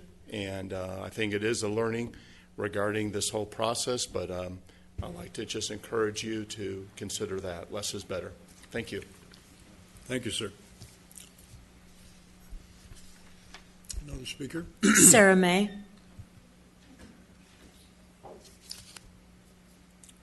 Ms. May, welcome. I'm a health educator at Tarzana Treatment Centers, and I'm here today to offer some insight on the updated medical cannabis cultivation regulations in Lancaster. As we have seen with the rising levels of prescription drug abuse in our country, a permissive state, city, and community attitude towards any drug, even one that is legal for consumption by some of the population, leads to an increased positive perception and level of use among youth. For example, we have already seen that decriminalization of cannabis possession has led to an increase in youth cannabis acceptance and use. When compared to their peers in other states in 2012 to 2013, a study funded by the National Institute of Drug Abuse found that 12th graders in California were 25% more likely to have used cannabis in the past 30 days, 20% less likely to perceive regular cannabis use as a great health risk, and 20% less likely to strongly disapprove of regular cannabis use, and about 60% more likely to expect to be using cannabis 5 years in the future. Clearly, societal permissiveness and decriminalization affect youth's views and usage of illicit substances. Tarzana Treatment Center's own data for the Antelope Valley in 2016 shows that cannabis made up about 54% of youth admissions for residential treatment and 85% of youth admissions for outpatient treatment. It continues to be the most common drug of choice among youth, and in focus group held last year with community members, we were told repeatedly that cannabis is both socially acceptable and easily accessed by youth within the Antelope Valley. Although we understand the potential benefits that medical cannabis possesses, as well as the financial benefit it could have on our community, I wanted to take this opportunity to remind the Commission of the recommendations set by the Los Angeles County Office of Cannabis Management to mitigate some of the problems I mentioned earlier. It is recommended to limit the number of permits for cultivation sites based on the size of local jurisdiction, as well as ensure that all staff are trained in the public health and safety aspects of cultivation. The best practice is to ensure that cultivation sites are at least 1,000 feet away from schools, use-sensitive areas such as parks and churches, residential areas, and existing dispensaries. Staff should also be required to be at least 21 years old. The county also recommends that 50% of the annual revenue from medical cannabis cultivation be directed to science-based youth and young adult access prevention, intervention, treatment, including direct funding to youth centers, parks after dark programs, and after-school programming, community education, research, assessment, evaluation tools, and reporting for funding, with 50% of this funding going towards community-based organizations. We urge the commissioners to consider the risks associated with allowing more medical cannabis cultivation sites and consider how this might lead to an increase in social acceptance of cannabis within the community and may also lead to easier youth access to cannabis if the strictest levels of security, regulations on growth, storage, and removal of medical cannabis from the city for processing and sales are not upheld. Thank you. A couple questions for you. Yes. Have you had a chance to look at this proposed ordinance? Yeah, I viewed it briefly today. I didn't get to look at it in too much detail. So, 3 points that you raised, and the agency you cited, I'm not familiar with. So it's the Los Angeles County Office of Cannabis Management, and they have a recommendations report. So who are they? They're run by the county. They developed a commission that looked at, they had different meetings throughout all of LA County, and they went into different service planning areas to meet with local community members. So the county ordinance, Yes. or the proposed county ordinance, their whole purpose, now I'm familiar with the agency, their purpose is to identify and make recommendations And you to, can the, look at to the Board of Supervisors relative to whatever they decide. Yes, and you can look at the entire report online where it outlines everything that was talked about in the meeting. So I would point out to you that this proposed ordinance changes the minimum age of being able to work in a facility to 21 years of age. The distance requirements are not all 1,000 feet or greater, however, some are 600. And then the third point, the percentage of revenue you pointed out should be, and I didn't hear you clearly. So they recommend, looks like 50% of the annual revenue from medical cannabis. 50? Yeah, that's what they recommend. It's not set as in that's what you have to do. But 50% of the county's revenue. Good luck to them. All right? It's a recommendation, but yeah. No, I just want to be clear because I didn't understand the word. I wasn't sure it was 5 or 15 or 50 or what. Yeah. It's a bit high, but it's. That's fine. Yeah. That's fine. Thank you. Thank you. All right. Appreciate your comments. Thank you. That's all the. No more speakers. All right. Very good.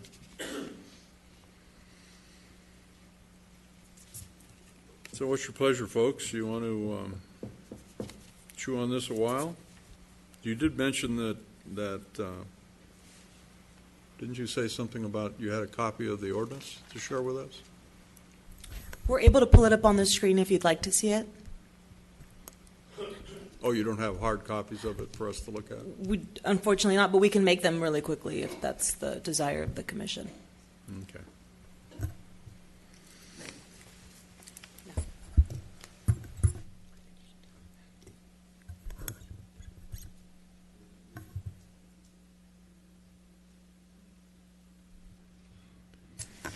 Well, if you're ready to move this along, we'll close the public hearing and consider a motion. If you're not ready to move it along, tell me. I know what your position is.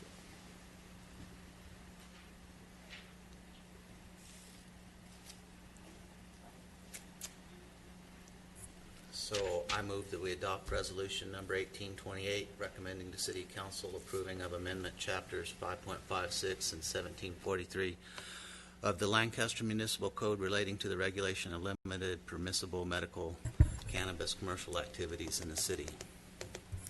Thank you. Do I have a second? Second. Thank you.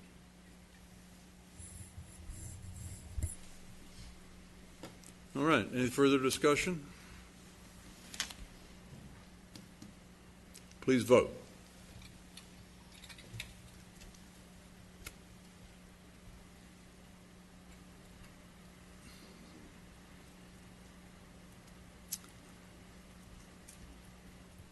Motion's denied 2-4. It would have been my recommendation on a vote to reconsider to continue this matter rather than vote it down. And if I interpret my colleague's vote of no, that would be the recommendation. So I would move to reconsider our previous vote. Can I get a second from anyone? Your move to Reconsider the reconsider it and Yeah. have it moved to another date? Is that Yep. what you suggested? Yep. Second. You can't second it. You're not one of the no votes. Hmm? The prevailing side has.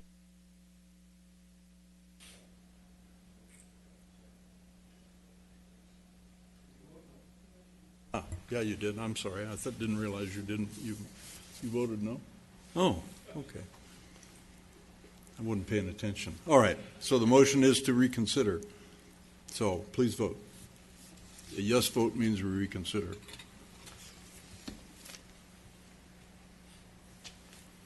All right.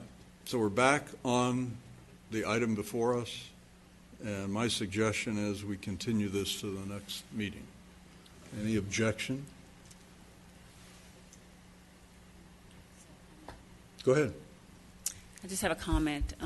We've done our due diligence, this group of commissioners, and we just want to make the right informed decision before we approve anything. So that's sort of where I'm coming from on this end of the dais. And I know that my fellow commissioners, we've given our time and our effort looking at this for many months, and we would appreciate that opportunity just to give it a fair assessment. It was nearly 2 years ago when we first took this up. I think it was September when we first started 2 years ago. Wasn't it? It's been a while, yeah. And considering the volume of information and the work that this assistant city attorney's put forth on this, frankly, I think it deserves another read by all of us. So we'll be in a better position to take a stand on it. One thing I did not mention, I made notes on, and I walked right by it, was the proximity of schools and parks. And I think it's 600 feet in the current right. I would have no heartburn in extending that to 1,000, But I will remind you that one of the reasons we started out with 1,000, if memory serves me correctly, some of the proponents, if you will, of cannabis cultivation came in from Colorado, and we were dead set on 1,000, and they asked us to pull back a little bit because we don't want to put too much on the community to say no, if you will. We were sort of led that direction, if you will. Mm-hmm. That was their opinion. So, because I wanted to do 1,000. You got a much better memory than I. But it's starting to I fade. do remember the folks from Colorado. Yeah, I do remember the pitch, the sales job. Yeah, I remember. That I remember. Yeah, I remember because they looked me in the eye and wanted me to back down because I was pushing for greater distance.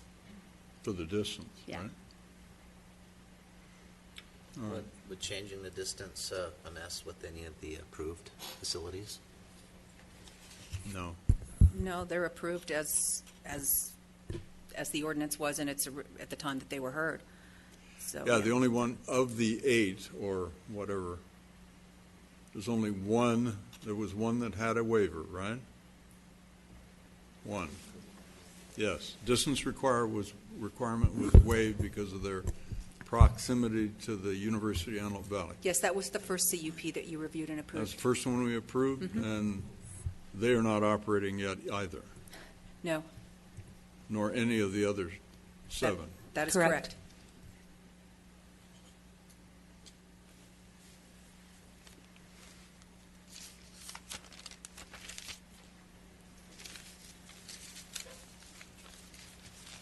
All right, thank you. So, the public hearing is still open on this matter, and it'll be and it's continued to the next regular meeting in September 18th. Is that it? 17. 17? Okay. Whatever.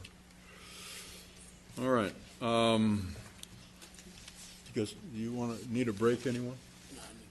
Oh, that's right.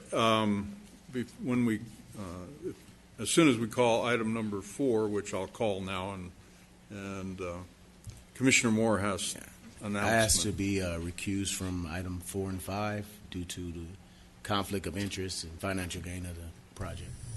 All right, very good. Thank you. So you can be excused, and you want to take a break, anyone? Or you want to move on? Let's move forward. Right? Okay. Thank you. All right, item number 4. Let me pull it up here.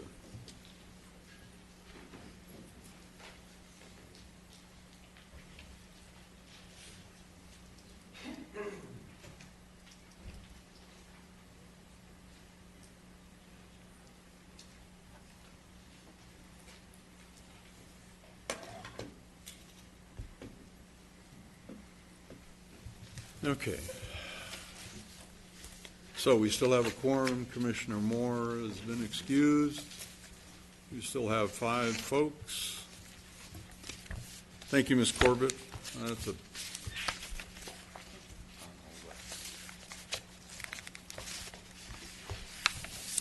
all right. For the record, we received, the public hearing is open on item number 4, which is a conditional use permit number 17-31. We received correspondence from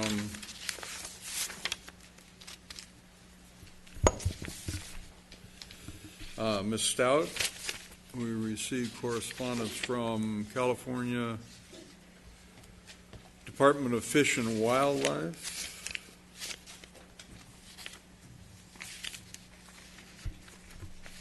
Today,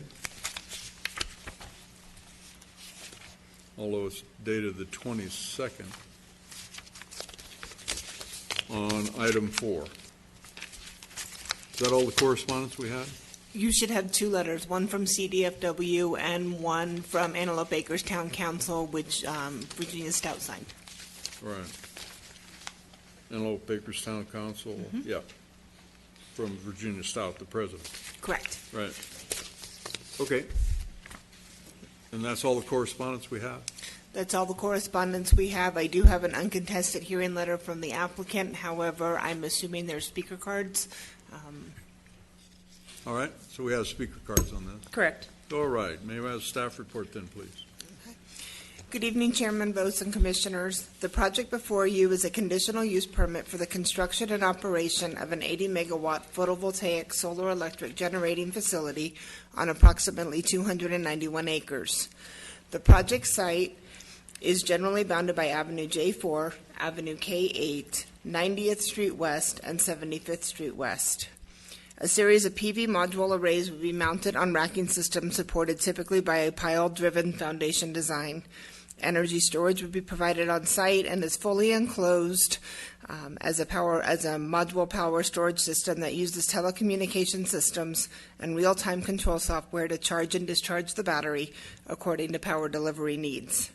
The energy storage solution would be located near inverters or switchgear. The facility will include communication lines and underground gen-tie lines connecting the project to a previously approved and constructed substation located at the southeast corner of 100th Street West and Avenue J, and ultimately Southern California Edison's Antelope Substation. Grading activity will be limited to access roads as required by the fire department and the pads for inverters, transformers, and battery storage facilities, which will be paved in order to minimize dust generation throughout the construction and operation of the facility.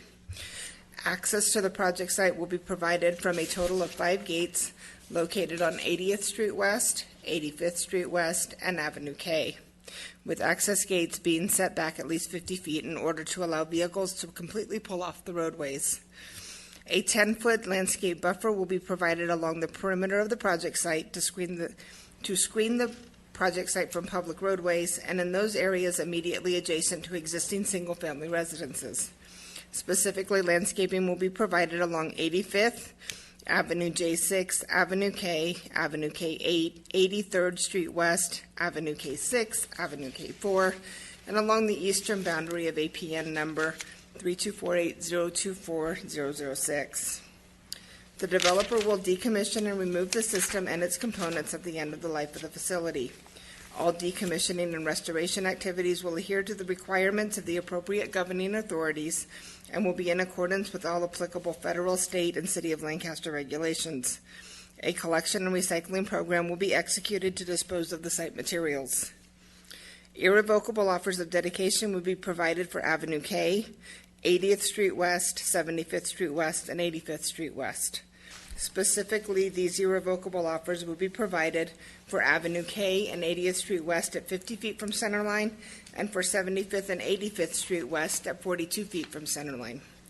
Mitigation measures are provided related to air quality, specifically valley fever, biological resources, cultural resources, geology and soils, typical dust control, hazards and hazardous materials, and noise. With implementation of the identified mitigation measures, all impacts would be less than significant. I can answer any questions. The developer is also here with his teams, and he can answer any questions that you may have. Thank you. Any questions from members?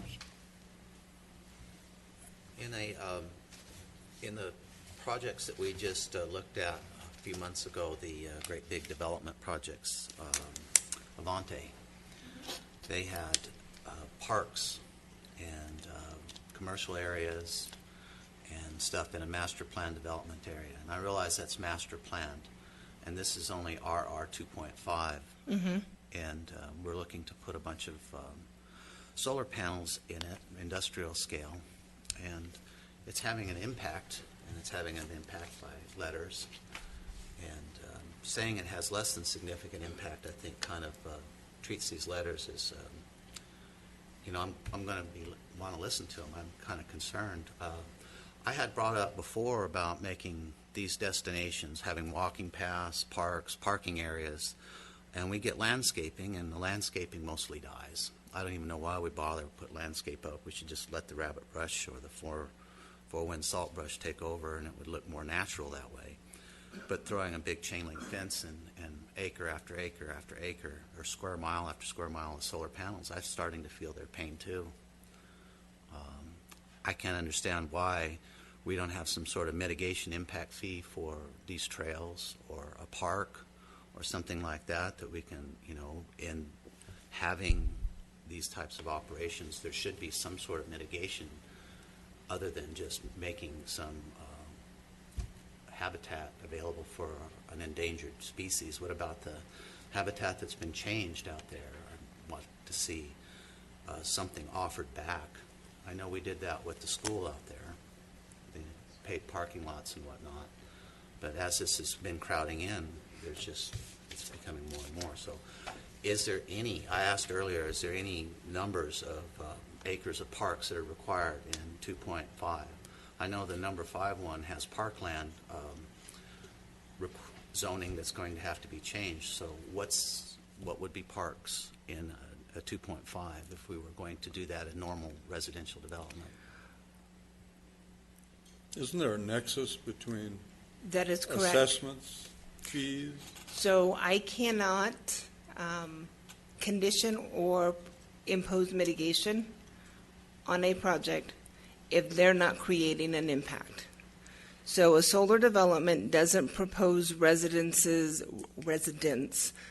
who would be in need of a park or recreational facilities. So there is no tie that I can make to force them to develop parks. I can make them put in trails if those trails happen to be adjacent to their facility and have been identified in the master plan of bikes and trails. There are none located next to this site, so I can't make them go do it somewhere else. The city currently has over 450 acres of parkland within the city limits, divided into roughly 12 parks. There's some additional recreational facilities that the city maintains, but I wouldn't think they fall in the traditional definition of a park. So LPAC I wouldn't call a park, but they list it on their parks website. It's not part of that 450. There are other recreational opportunities within the Antelope Valley that are not within the city limits that people still have access to. The city also charges a park and lieu fee. So the standard that the state has established and the city's adopted in their general plan, the goal is 5 acres per 1,000 people. If you do not meet that standard, then you have the ability to charge park and lieu fees. The city currently doesn't meet that standard, and we do charge park and lieu fees. But that's for residential development. But that is for residential development. That does not apply to a use that's not creating more households. Directly. Directly, correct. It has to be. There has to be a nexus between the project and the impact and the mitigation or the condition that you apply. Things you brought up, the paving of the parking lot at Del Sur Elementary, that was a private deal between the school and the developer. That was not a city-imposed mitigation measure. I appreciate good neighbors.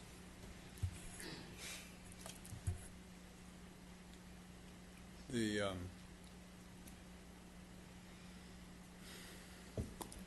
other mitigation the mitigation you brought up relative to the buffering, landscaping, and otherwise that you touched on, and we've collectively had these discussions individually with staff and ourselves regarding the quality and the longevity of the landscape buffers throughout the projects currently existing. Correct. And the proposed. I, too, am not at all satisfied with what I see in the field, literally. Mm-hmm. The project due south of, the existing project due south of this. The second project we're going to discuss tonight. The second one, not this one. But correct. Same applicant, different property. Mm-hmm. You know, I don't know if there's 5% of those plants that are growing or not. You did bring that up at our agenda review. I have reached out to the Air District because they have the most recent contact information. There's a required registration on a yearly basis. So I reached out to them for the most current contact information to contact them. They are required to maintain that landscaping. And so we will be sending them a letter telling them to fix it and giving them a deadline. So if they don't, what do we do? That would be a conversation for me to have with the assistant city attorney about what my options would be. Do you at have that her point. phone number? I do have her phone number. Should I just announce it here in open session? You've got a great sense of humor, Ms. Corbett, and please don't misunderstand me. I'm not taking issue by any means. What was the other point you brought up besides the landscaping? Parks and trails. Well, in the past, when we've had development, there's have been impact fees that have been assessed against properties, and we've bought all kinds of really interesting things with it. You know, parklands that are going to be set aside, wild habitats and stuff. It just seems like this would be a perfect opportunity start trying to, Well, there is a, we're going to have a trade-off for there it is a somehow. mitigation fee, there are mitigation fees assessed to this property. There are. Can you This outline property, them? in addition to every other development within the city, pays the biological impact fee. Currently, we have authorization from the council to go spend $1.3 million for habitat adjacent to the Poppy Preserve, and that's been something we've been working with the county and the state on. So, I mean, it's, the mitigation fee is a certain amount, dollar amount per acre. Offset by other, by actual on-site mitigation, if in fact it involves Fish and Game or Lahontan or whomever the oversight agency may be.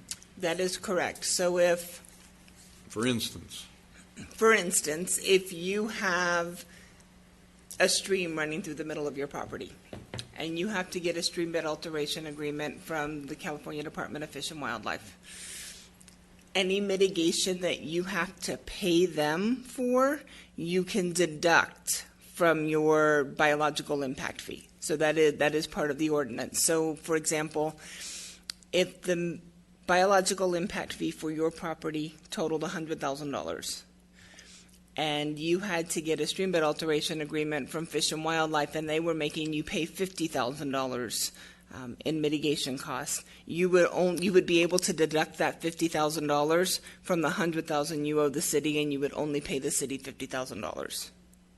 That's the way the ordinance was drafted. so it has to be equitable. But it has to be specific mitigation for a permit required by a regulatory entity in order to deduct that from. Now, that fee has been on the books Since 2005. Do you believe it's adequate? I can personally wish it was higher. However, it was adopted with that fee because it was based on the highest fee identified in the West Mojave Coordinated Plan. And it had the backup data, the studies, and at the time it was adopted, that was believed to be about as high as we could go and still be somewhat palatable to the developers.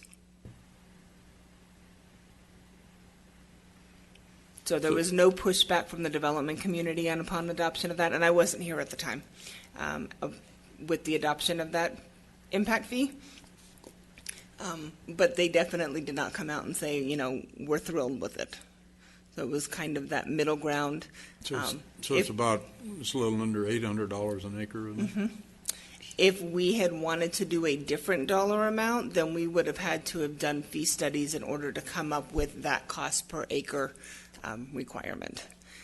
Keep in mind that this biological impact fee is applied to every development project, regardless if it is a current dirt lot or something that's, extra special. It applies to everybody equally, and that was one of the reasons why it's kept low, because it's supposed to be an average across the community. So in this case, assuming there are not offsetting mitigation fees, which I know there will be with other agencies. Probably not. They may need a stream bed alteration agreement, but the stream beds associated with this project are along the Gentile line, for which they already have a stream bed alteration agreement. They're already assessed and paid for, huh? That is correct. So it's a $232,800. $224,000 and a little bit. Serious money.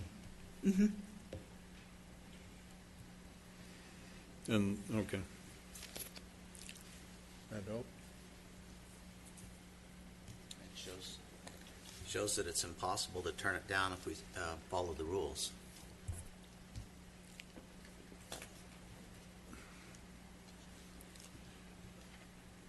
Well, you get to vote your conscience every time. Anything else from anyone?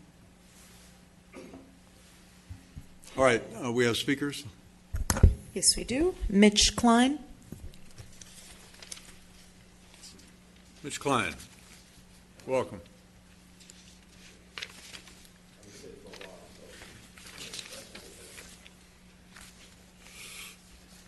Okay. Hello, everyone. Good evening, Chairman Bose. Good evening, Chairman and staff. My name is Mitch Klein, business representative for the International Brotherhood of Electrical Workers.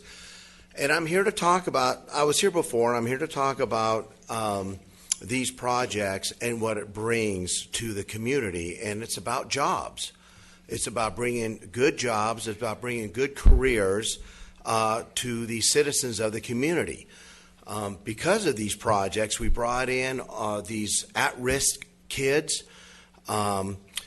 We've brought in people from Second Call, from Youth Build. We utilize the WorkSource centers, and we've given people a chance by giving them good jobs, about giving them going through the apprenticeship programs and giving the proper training that they can have good careers ahead of them. And this is all part of it. As a matter of fact, we had some members come out today. As a matter of fact, would you want to stand up? Anyone who's IBEW out here, I don't know if we have other trades or not, but every one of these people you see behind me, they all have a success story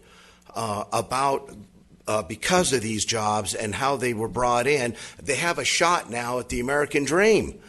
They can afford now to buy a house.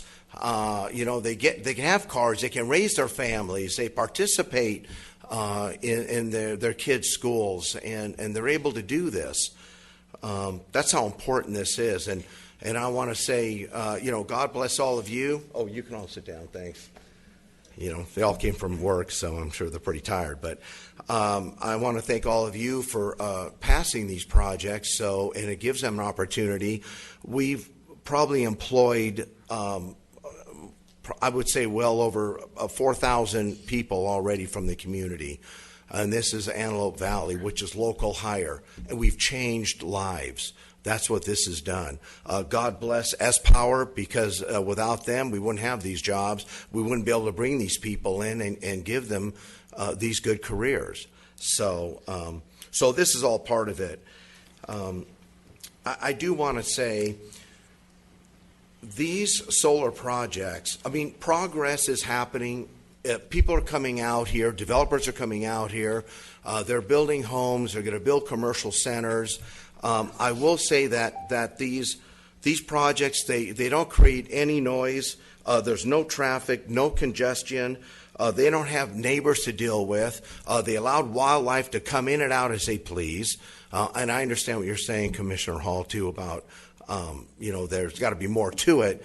But it's, what neighbor would you rather have? Would you rather have, a commercial center, a Walmart, a school right next to you, or something that you'll never fight with, you'll never have trouble with? It still allows, like I said, wild animals to come and go. What a great neighbor that would be. Anyways, I just wanted to say how good this is, and all right, and we hope you pass this. Thank you, Mr. Klein. Thank you.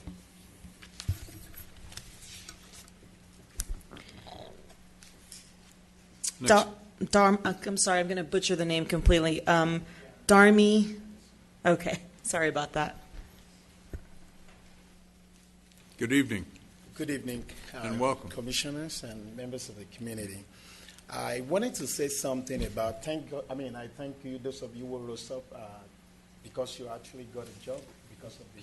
Can you talk into the mic, please? Because of the business development for solar in our community. But I have this to say.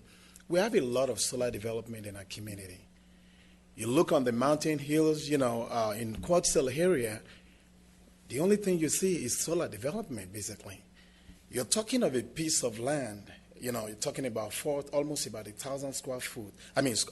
You're talking about about 1,000 acres of land where you have the best water reserved in our community in the Quad-Cell area because of the lower basin area, and you want to put a solar there. I'm not against solar development. I'm a researcher, I'm a scientist, I'm a public teacher, public educator in Lancaster here, and I pastor a church here in Lancaster for 13 years, where by the grace of God, We've contributed to this community. We partner with Great Resource Center to provide food for members of our community. But what I'm saying is that we have different places we can put solar development. Thank God for this man who came out. We want to see good people have good jobs in our community. But you look at that particular environment, any one of you can drive by and look at that particular environment. That is one place in our community where we have a very excellent water basin area. And you put a solar development in that place, that water will be contaminated in no time. They can put the solar development elsewhere, where we have, we have land. And you can do, I'm not against it. In fact, my property, this development that is going to be coming up is basically behind the property that I just purchased to develop sustainable agriculture for the community. I wanted to provide food for people in the community. That is what I have lived my life for in this city for 13 years that I've been living here. As a pastor of the Redeemed Christian Church of God, Jesus Assembly in this Lancaster, I've come to this council almost every year praying for you guys, and we're doing the same thing in the church.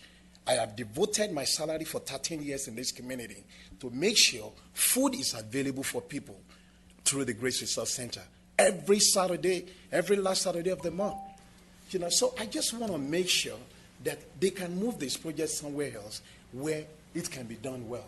We have about 7 properties in this place. We want to take over the land in that place to develop sustainable agriculture. I want to teach people in the community how to develop their home, how to farm, to provide organic produce for themselves. And that's the reason why we bought this property last year. And I want to teach as many people in the community to take possession of this beautiful land. It's about the most beautiful land where you can actually develop agriculture in our community. Thank you. Thank you for your comments. Another speaker? George Lane.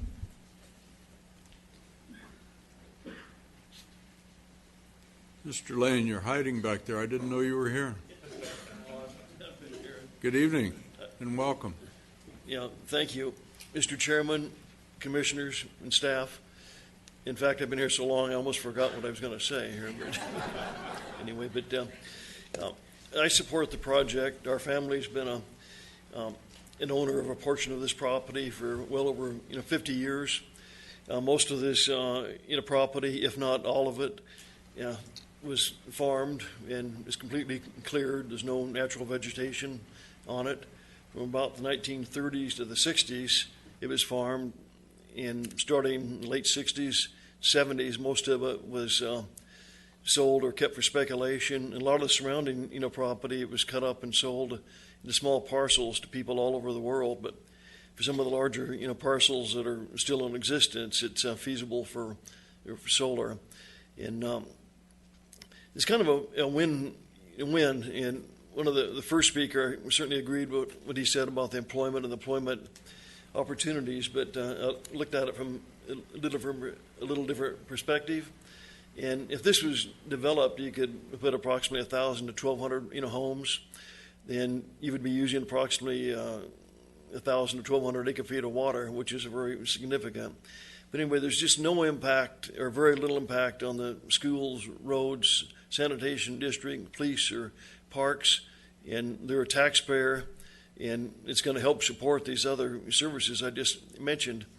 And as far as any negatives, right there, you have very few. You have very few neighbors in this area, and if you had homes right there, it's just going to be a tremendous drain or a tremendous cost for that municipality. So it's not really negatives to speak of, and a lot of people hate to see change, and I'm one of them. But change has taken place for decades, and it's going to continue to take place. And as far as for the environment, this is green energy, and you're saving on our oil, gas, and coal, and so there's a lot of pluses. So hopefully the commission will look at this very favorably.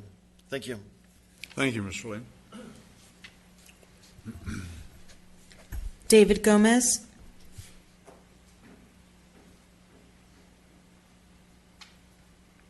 Mr. Gomez, welcome.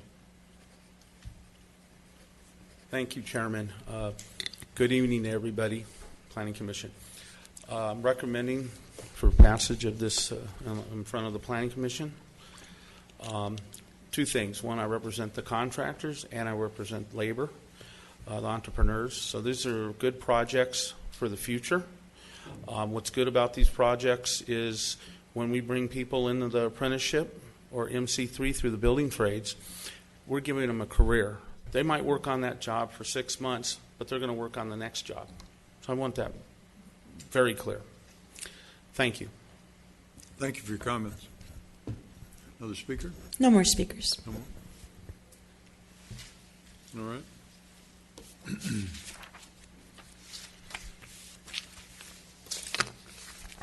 So, the points raised in the Acton Town Council correspondence, Ms. Swain? So many of the issues that they raise in their letter are items that are addressed in the initial study, and that there are conditions of approval or mitigation measures identified to address them. Specifically, as you know, I believe it was last month or the month before, July, 2 months ago, you had a presentation from LA County Public Health regarding valley fever. There is a very, very detailed mitigation measure on valley fever in the conditions of approval. This was the same mitigation measure that was used in Avanti South.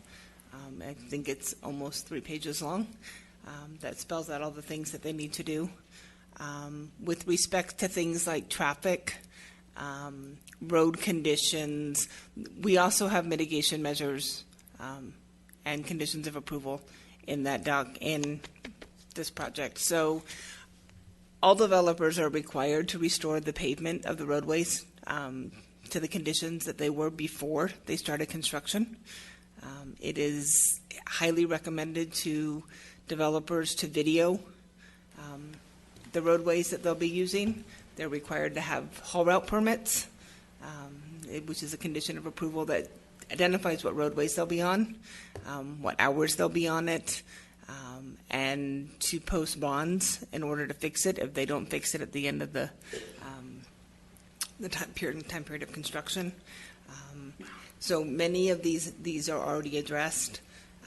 Preparation of an EIR is not required under CEQA unless you're going to have significant unavoidable impacts. If you know your impacts are going to be less than significant, you can do an initial study. You're not required to do an EIR to prove that they're less than significant. It's generally done the other way around. So you do an initial study. If the impacts are going to be significant and unavoidable, or potentially significant and unavoidable, at that point you would do an EIR. If you have specific questions about their comment letter, I'd be more than happy to answer them. Well, since we just received the letter when we sat down here tonight, I haven't, I've perused it, but I haven't analyzed it specifically. The developer can also address the comment letters. He was given a copy of them, and he has read through them. However, I have read the precise mitigation measures recommended for this project, which I agree with, those mitigation measures. What about Fish and Wildlife's letter, which I have not read at all? Fish and Wildlife's letter and the applicant and the applicant's biologist are both here, so they can address it in more detail than I can. All right. Their comments are their standard comments that they send on almost every project. I believe that the mitigation measures identified in the initial study do address the potential impacts associated with the project. Thank you. Commissioner Mercer?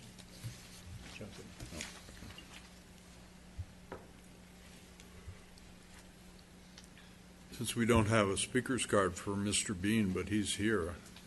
Mr. Bean is here, the rest of his team is here, and as I said, the applicant's biologist is also present. All right, thank you.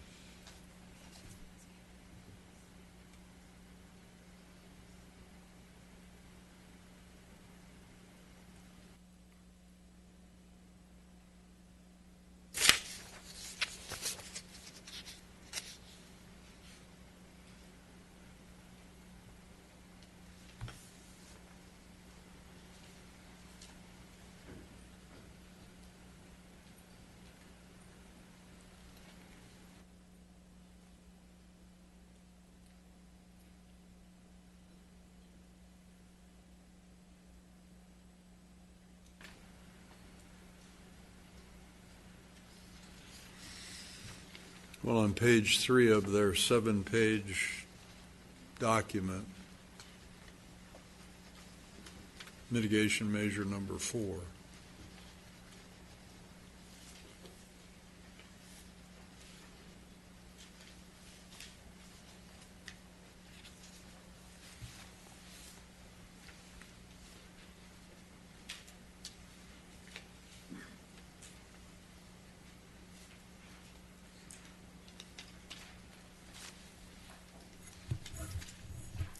That could easily be added to their conditions of approval. However, I am unaware of any of the solar facilities using rodenticide on their project sites. That's a new one. I had not seen that before as a recommendation.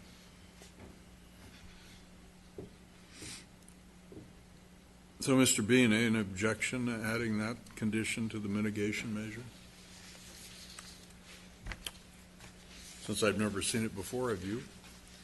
We have seen it from time to time on different projects. I'd say there are very rare circumstances where we may need to use some rodenticide, but we can do that in consultation with the appropriate agencies if desired. All right, thank you. How are you, sir? We haven't Good. seen you in a while.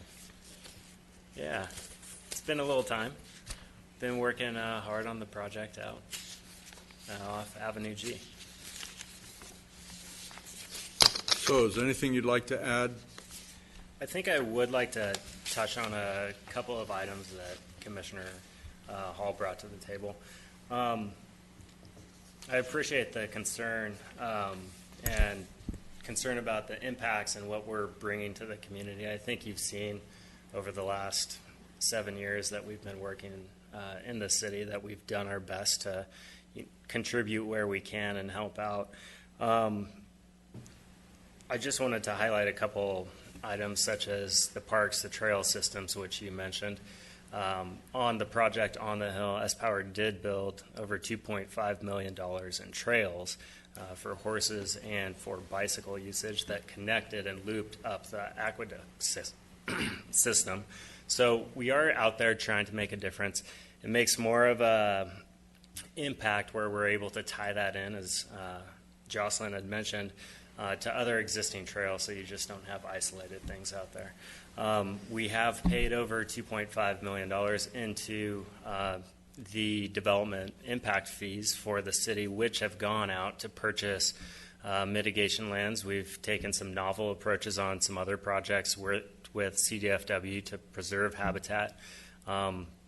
This project, these two projects before you tonight will contribute over $500,000, over $500,000 into securing land for those impacts. I believe the council has given a directive at this point to go secure land out near the Poppy Preserve, which is like-kind property to what we're developing on. I think as you look at our projects, over the grand scheme of things, we have developed a lot of land out here, probably one of the most of recent of any developers. We've had approved about over 3,000 acres worth of land, over probably about 3,500, right around there. Of that land, about 1,000 acres was not developed on, so that remains vacant. Some of that you may see for streams, washes, different easements. We still see a ton of wildlife using our properties today. On our last project, we hatched 16 burrowing owl chicks on our site. And then we bought them some very expensive homes in and around the area. So we are working to address a lot of these issues. The landscaping item that you brought up, that's a tough one for us. We spend most of our maintenance and money going out replanting plants, trying to keep up with this. If there's another solution, such as a berm or a slatted fencing that's more that appeals more, then we'd be open to that. There's been mixed reviews on that in the past, but that's something we would consider. keep in mind some of the other impacts that you're seeing out here. We put over $250 million into workers' pockets. That's a big impact in the Antelope Valley. We're going to continue to support the city in any way we can, whether it be through the AV Fair, Streets of Lancaster, all these other opportunities. We're doing our best to give back. If you have suggestions, we're open ears, as you know. So please let us know. Thank you. So your suggestion on the visual impact mitigation rather than landscaping, some other methodology? On our most recent project, we actually utilized slatted fencing, and there's a berm nearby. The landscaping is incredibly challenging to manage out here. That's a better solution for our team. It does provide some visual buffer, so that's something we've considered. But the landscape is not, your landscaping is not irrigated, right? You don't have a irrigation system, if you will. Yeah, I think, the most challenging part about it is the topography throughout the entire area. So we've worked with irrigation contractors. Actually irrigating that entire area is very challenging. So what we have to go out and do is take a water truck down. We have to water each one of those by hand. If a plant dies or doesn't take, then we have to go out and replace it. The project to the south of our other project is not S-Powers.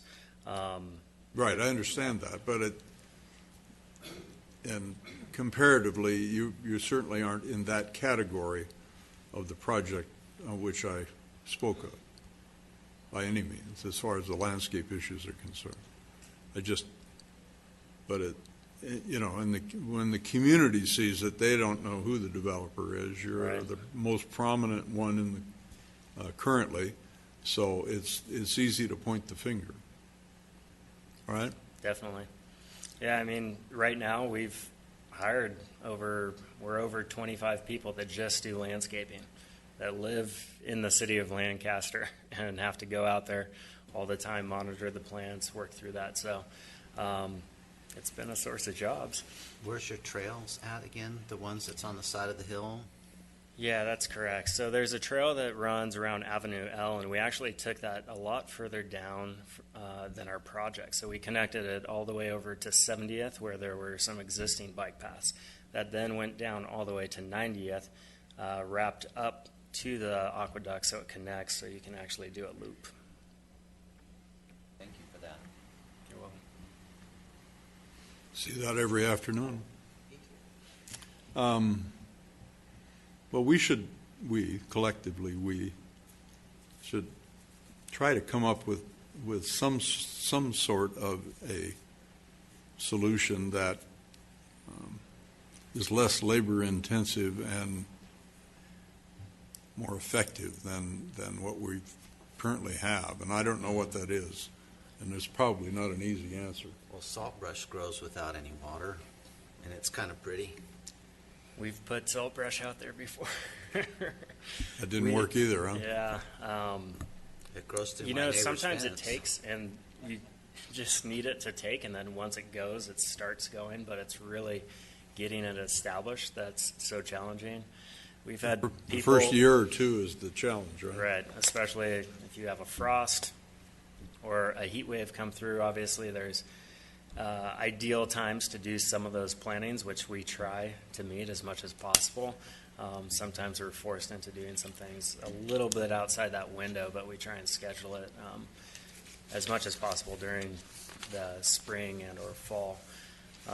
We've heard things offered or proposed like plastic plants and things like that, but I mean there's a lot of rabbit holes we could go down to, but we're working to solve it. Opportunities, right? Opportunities, not problems. You've had a chance to look at the, I keep wanting to call them CDFG, but it's Department of Fish and Wildlife now. Yep. You've seen their correspondence. Besides the one item I posed, was there any other issue here that, typical letter from Fish and Wildlife indicating what we already know and what we've already addressed. We're seeing it the day before, and it appears that they didn't read through all the studies and findings and document the staff report that was prepared. So When did the comment period close on this? Last week? That is correct. And actually, Fish and Wildlife asked for an extension. I believe they've requested extensions every time they've put comments in at the last day. Several of the them. last 5 projects. Well, it's interesting that the agency that responds to environmental documents can't respond. Wait a minute. It's the same. Let me see if I'm saying this right. It's a state agency, the state which established by law the process, and the agency that was established by the state to comply with the law and address comments. Two agencies can't conform to their own law and meet their own timeline. Am I overstating that a little? A lot of words. Nobody will respond, but I know what the answer is. I think so. If we give them 6 months, they'll still want an extension, in, right? They'll come in the last day. I think one thing, to note is that S-Power has worked collaboratively with the agency, and so has Lancaster in the past. Of course we have. So we were talking with them every day when we had Baronels out at the site and working with them through the policies and the laws that are in right, place. And they have field oversight on the mitigation measures. Mm-hmm. The consultants you hire and the mitigations that you're required to impose. They have field oversight and visit and pay attention to what you're doing, and if they have concerns about it, they give you other directions, right? We've been on the site with them in the past, yeah. So it's not unusual. What aggravates me is their inability to conform to the basics in the whole process. It makes me a little crazy when I walk into a meeting and would prefer to, we get paper on Friday night typically, so we spend the weekend reading this stuff so we can come to a meeting on Monday. And then we get paper dumped on us Monday afternoon at 4:30 for a 5 o'clock meeting. I mean, that's just, it's rude. We're right there with you. We got Yeah, I know you are, but I'm expressing my frustration, and then we get litigated. Somebody will file a suit and claim we didn't do our job. Haven't sued Fish and Game lately. Anyway, enough said. Maybe that's something Jocelyn could do. Thank you, Mr. Bean. All right.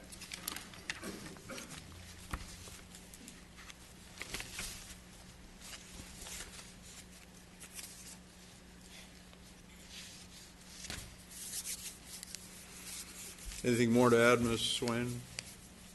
No, sir. So staff has reviewed all of the correspondence, prepared the recommendation and the mitigation monitoring program, and you still are recommending approval of the project based on the entire record before us. That is correct. Okay.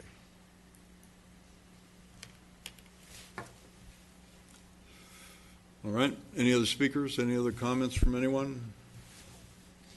Nope. All right. We'll close the public hearing without objection and consider a motion.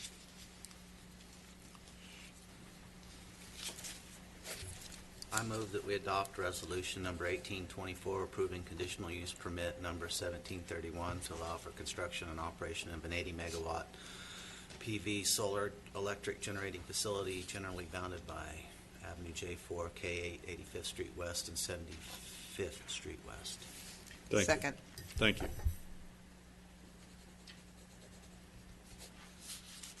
All right, anything further?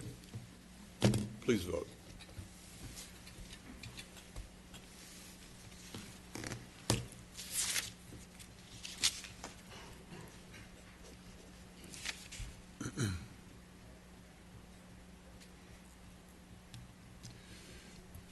Motion passes 3-2. All right. So the project is approved. Commissioner Moore recused, so he's not here. Commissioner Cook is absent, so we have a quorum. So the vote of 3-2 is an adoption. Okay. Just want to be clear. All right. Thank you. All right. Item number 5.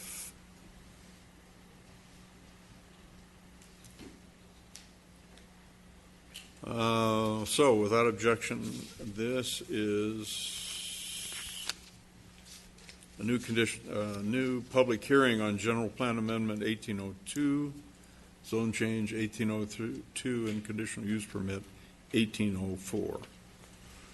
And for the record, Commissioner Moore is recused. We have a quorum of 5. We have speakers on this as well. That's correct. All right, maybe a staff report, please. Chairman Bose and Commissioners, the proposed project is a conditional use permit for the construction and operation of a 100-megawatt photovoltaic solar electric generating facility on approximately 414 net acres. The project site is generally bound by Avenue G, Avenue H, 90th Street West, and 75th Street West.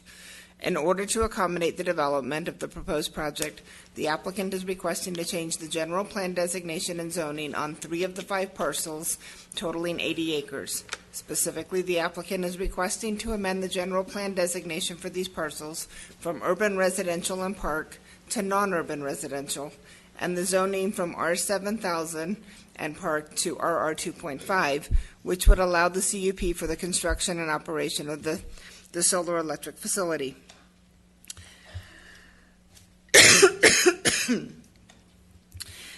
As previously described, a series of PV module arrays would be mounted on racking systems driven by pile-driven foundation design. Energy storage would be provided on site, and Gentie lines would be run down one of 3 potential routes to the substation constructed on Avenue G12 and 100th Street West, and would ultimately tie into Antelope Substation. Grading would be limited to the access roads as required by the fire department and the pads for the inverters, transformers, and battery storage facilities.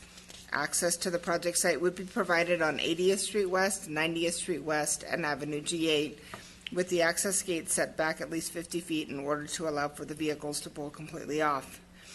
A 10-foot landscape buffer would be provided along the perimeter of the project site to screen the site from view from public roadways and in those areas immediately adjacent to single-family residences. Specifically, landscaping would be provided on 80th Street West and 90th Street West.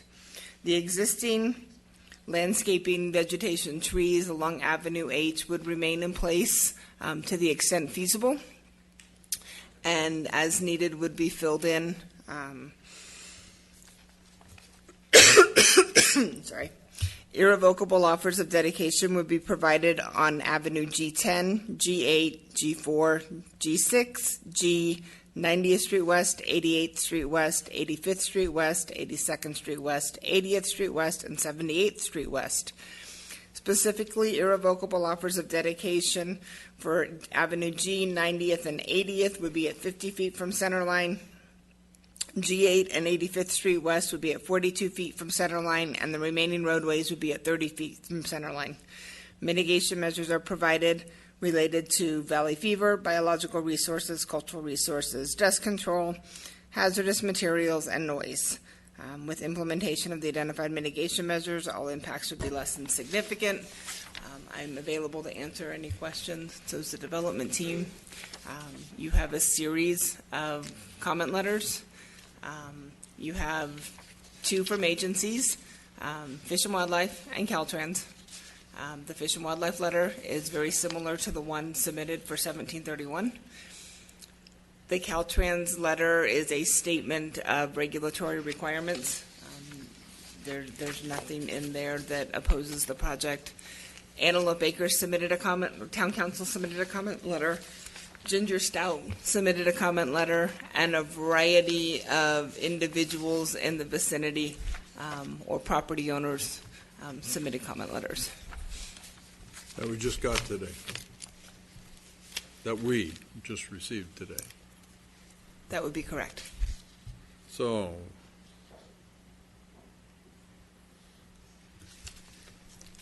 the ones from non-agencies, specifically the property owners, for the most part, are a statement of opposition. okay, so I don't have an exhibit in front of me telling me which of the 40s up there are. So this parcel, the bottom half of this square. Your mic's not on. The bottom half of this square All right. is currently designated as park. Right. That would be, Right. and the top half of the square is designated as R7000. So this entire square would be rezoned, Right. and this square here is currently R7000 and would be rezoned. The one here is currently RO 2.5. Okay. So we have letters from, and I'll probably not say this right, Mr. Jaladoni, is it? Kelly?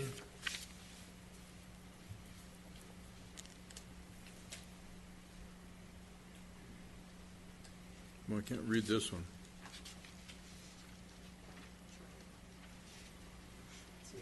P-R-E-L, Prelowitz, maybe? I'm sorry.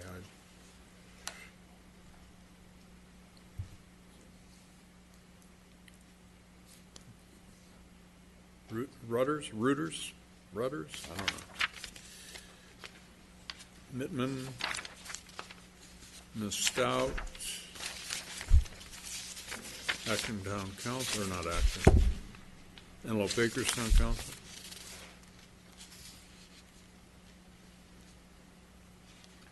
Domley,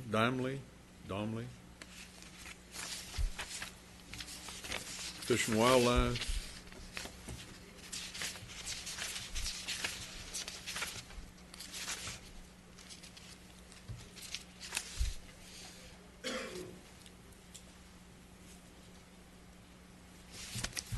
so the zone changes are reducing the densities from 7,000 to 2.5. Correct. So it would change So the likelihood of any residential development taking place at 90th and G without water for R7000 is not likely. Is beyond pie in the sky.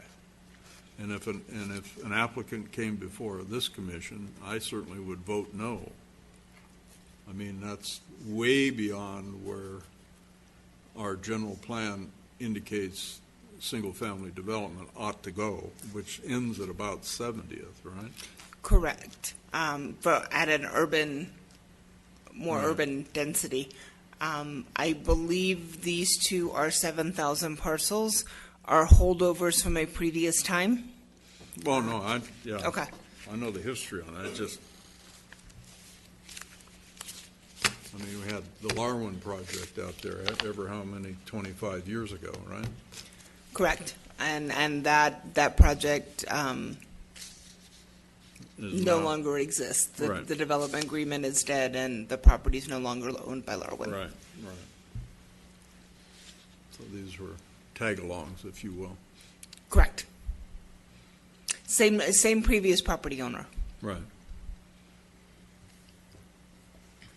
Okay. Anything in Fish and Wildlife? It's an almost identical letter. No, I see that. Is there anything in the specific property as it relates to the Fish and Wildlife that No. hasn't been addressed in the mitigation measures? No, it's the same issues. And I believe the mitigation measures identified in the initial study are sufficient to reduce impacts. So is there anything in the correspondence that we've received that would cause you to make any modifications to the mitigation monitoring plan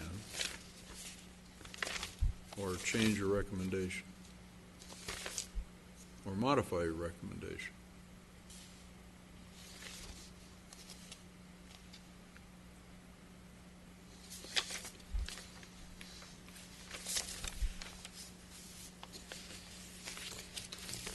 No, sir. All right, thank you. We have speakers? Mitch Klein. Mr. Klein, welcome back.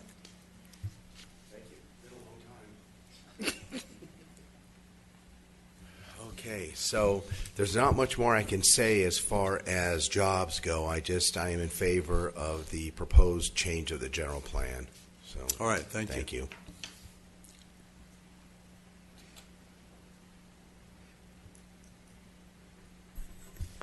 Ginger Stout. Ms. Stout, welcome.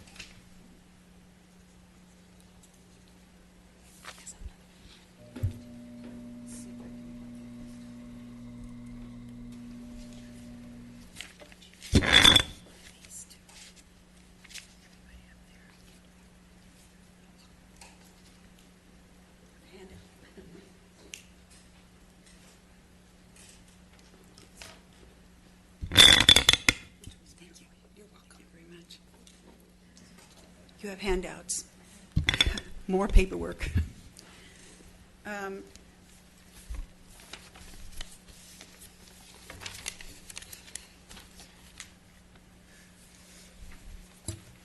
Okay, in the short time that I have to address this, because we really haven't had a chance to look at any of the answers to all of the questions that we gathered from all the residents and the people in the area to put forth in our letters to see exactly why an EIR was not required for this project, which takes prime farmland, which has multitude of animals. We can't understand why they could walk it on one day in November and come up with, well, it's easy to mitigate that. They'll just go away. We can destroy the burrows. If we find any, it's on that to us, in our opinion, that's just completely unacceptable for those of us who live out here.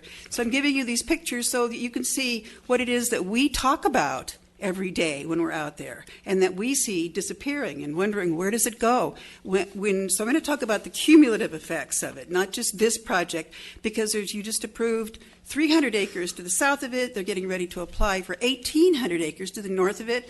And as they say, they're just a huge developer of it all. And what happens to the land? I mean, when does it stop? When is enough? And what happens to all the wildlife and the land values, which aren't really addressed in an EIR or CEQA? Okay, so you see one of the pictures right there is a house that's really close to Delcer School, which in an aerial photograph, which I was unable to print out, looks pretty much just like that. The Mission Bell Ranch, which you can basically walk out and practically talk to the workers right from the back fence on that. And the sound of the pile driving, they recorded this, and I wish the people who had recordings of what it sounds like every single day when hundreds of pile driving, those things that are drilling in there, you hear that all day long. People get up early and leave for work, so they don't have to listen to that all day, every day for months. Okay, so if you could take a look at some of the animals there. So we feel that we'd like an EIR. We asked for even an extension to take a look at this so some of the residents could get together with Mr. Bean or Mr. Galeria, but we were just, because of the fair and other things, we just couldn't make that happen. So we'd asked for an extension, kind of like Fish and Wildlife, but we haven't been able to make that happen. Okay, so again, I apologize for the poor quality of that, but that's about the best I could do very quickly doing this. So you see that, you see the animals, and anyway, we are still asking, we feel that, again, with the prime farmland, with the animals that are there, with the size of it, that the cumulative effects are simply, in our opinion, are just dismissed with the idea that, well, when the nesting's over, the birds, they just fly away. To where? I mean, when is it that they have to literally leave the valley? I mean, they need foraging, they need habitat, and maybe they'll cut the trees down, maybe they won't. It's just very vague. everything's very vague in the MND and the iOS. If we just had a study that we knew, this is what it is, maybe we have to have it, but we know what we're losing. We know it's out there.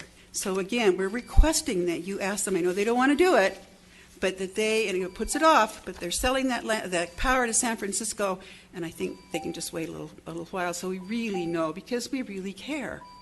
Okay? So thank you very much. Thank you for your comments.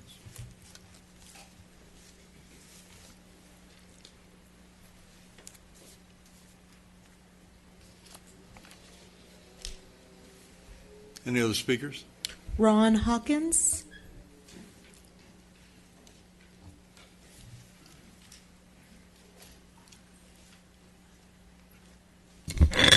Hang on a minute. Why don't we adjust that up for you? Okay.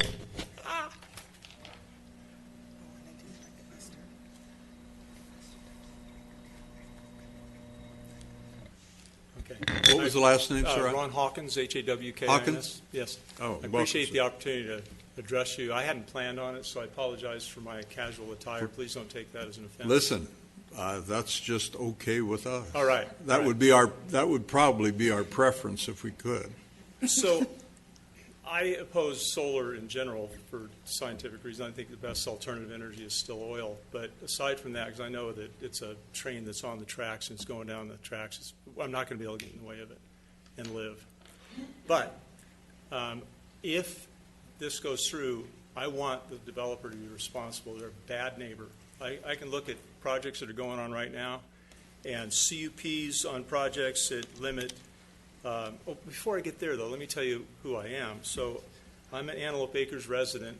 My house is above the right-hand little square up at 80th. Ron. So I'm at 78. And so I'm a current AVA QMD board member for almost 15 years. I was on the Citizen Advisory Committee for the last general plan for Lancaster. They allowed 2 non-Lancaster residents. Since we were in the sphere of influence, I appealed to them, and we were able to participate. And then passed Antelope Acres Town Council president. In fact, the Town Council formed out there way before I moved out there. I've been out there about 18 years, but formed back in the 80s when all the gerrymandering was going on. If we were to see a county map of this area, we're very familiar with it. It wouldn't be allowed now. And so the impact to Lancaster from this project is minimal because we have southwest, the prevailing winds are from the southwest. What it means for us, though, I'm currently dealing with valley fever. Had it for about a year before it was diagnosed, a little over a year ago. It was at a chronic stage. And so dealing with that, and that's pretty serious stuff. I'm going to buzz through these things because I don't have very much time, though. So let's see what's next. So the dead landscaping, I'm with Commissioner Hall. I think it's a wasted water, and the labor, it's not efficient. Not graveling the roads. The CUPs on a lot of these projects, one I'm familiar with at F to F8 and 100 to 105th, requires that they be ultimately concreted. They're not doing that. They're stripping the land. They're not just cutting it grading it where the posts are going in. They're clear cutting it. Go out to 110th and look at the project out there. Go to G, look at the project about 95th. And we get all that dust. And then finally, the racetrack that Avenue G has become, agreements with the town council, apparently, that they not go down Avenue F, these current projects. They're going down Avenue G. I live on Avenue G. We'll give you a little more time because I interrupted you on our... Well, thank you. And so it's dangerous. They're blowing stop signs. They're driving very fast.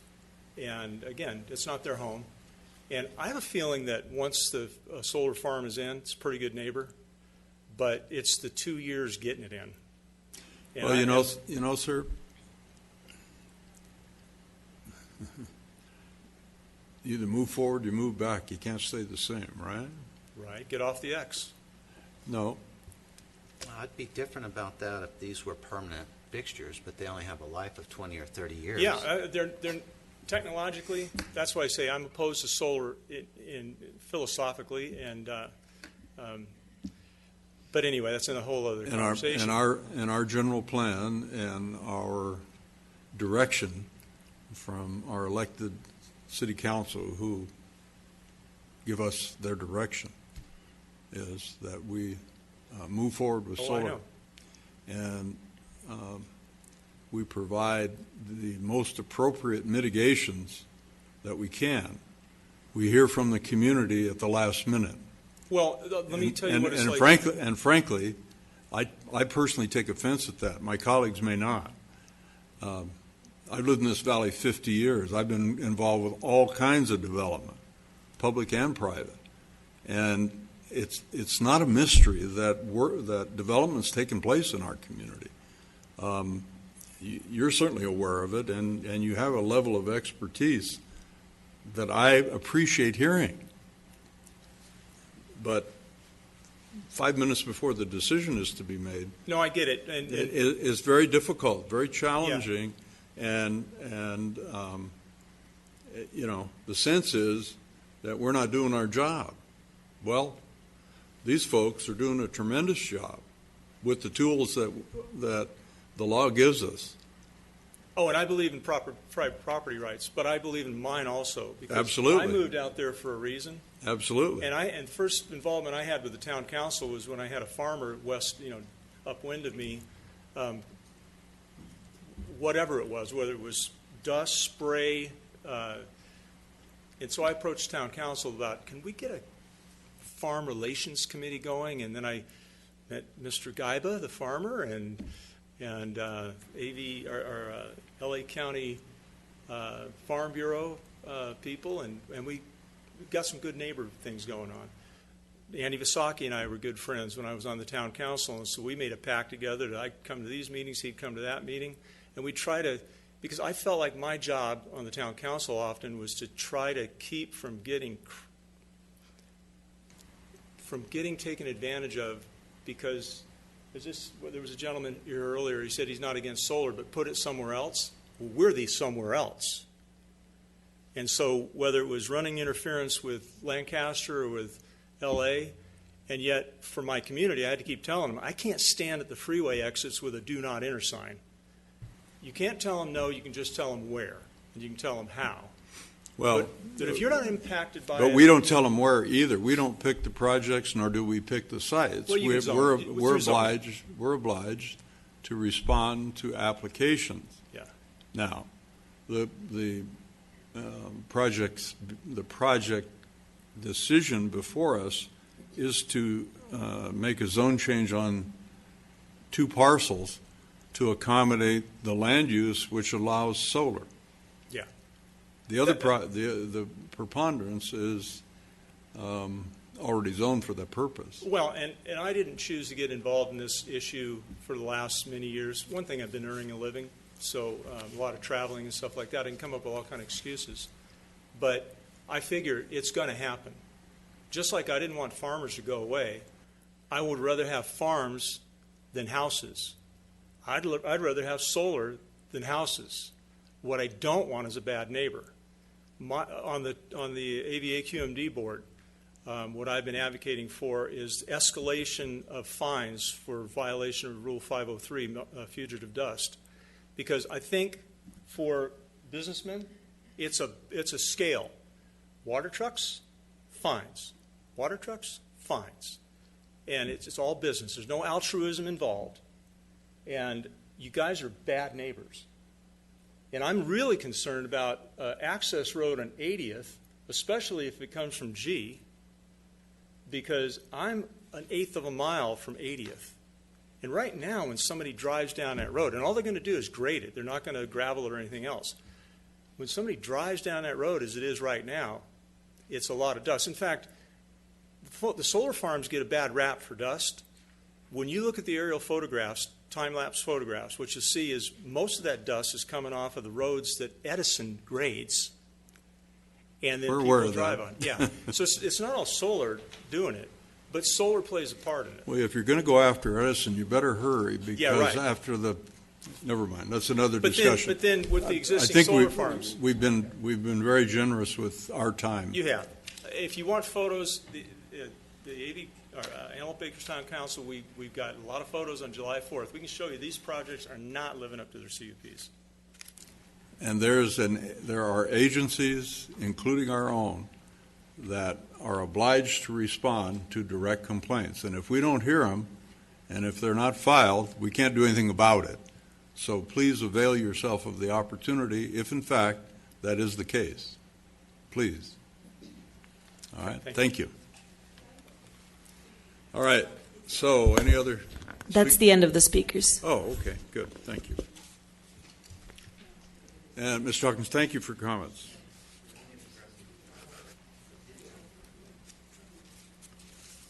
All right. So, Mr. Bean, do you care to respond?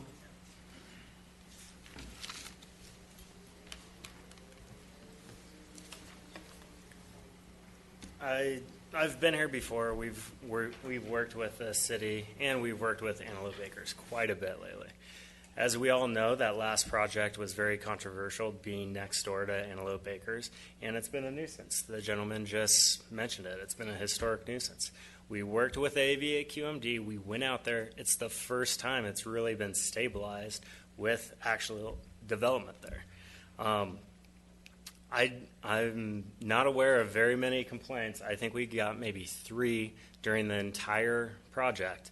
We actually had people out there going out on July 4th to look at the wind conditions at the site and any dust generated off of it. I'm sure all of you were out at the fair and saw how it was whipping that day. But our site was actually doing pretty well. We stabilized it with mulch. We put extreme effort into going out and working with the community to come up with these plans. We're happy to continue that dialogue. We did it on this project with the city. We sat down with them, came up with solutions. We're happy to continue doing that, and happy to work with that gentleman that just spoke right there. I take offense to some of the things that were just said because we are doing a lot for wildlife. These are the areas that we should be putting solar projects.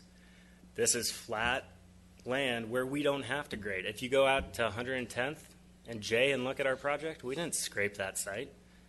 We put varying size piers all throughout that to deal with the undulations, so we didn't have to scrape it. Same on this other one. Where we knew that there were constant dust issues, we worked with the AVA QMD. We had them doing weekly visits at the site to make sure we weren't having any dust issues, and we weren't issued notice of violations. Correct, Khalid? Nope. No notice of violations on that because we were on it every day. So, we put a lot of effort into it. Our employees put a lot of effort into it. We think this is the best space. This is where there is transmission availability, not for forever. I'm not saying that all of this is going to be turned into solar, but if you look at this area, we're building outside of the 90,000 acres of sensitive ecological areas. There's 40,000 acres of vacant land around us. Yes, this is the right place for it. We're staying on depauperate landscapes. This farmer here, the Godey site, there's 2 brothers and 1 sister that have been there for ages. The adjudication's gone through. Water's been limited from their perspective, and they're moving on from this property for, in their opinion, a better use, and in my opinion, a better use too. We think that this is an ideal site that, it doesn't have as many Tetris blocks to it. This is a contracted project that we want to bring those employees on from our previous project and put them on this immediately. We could be into construction in this in October, November timeframe. That's our plan. We'll work with the cities.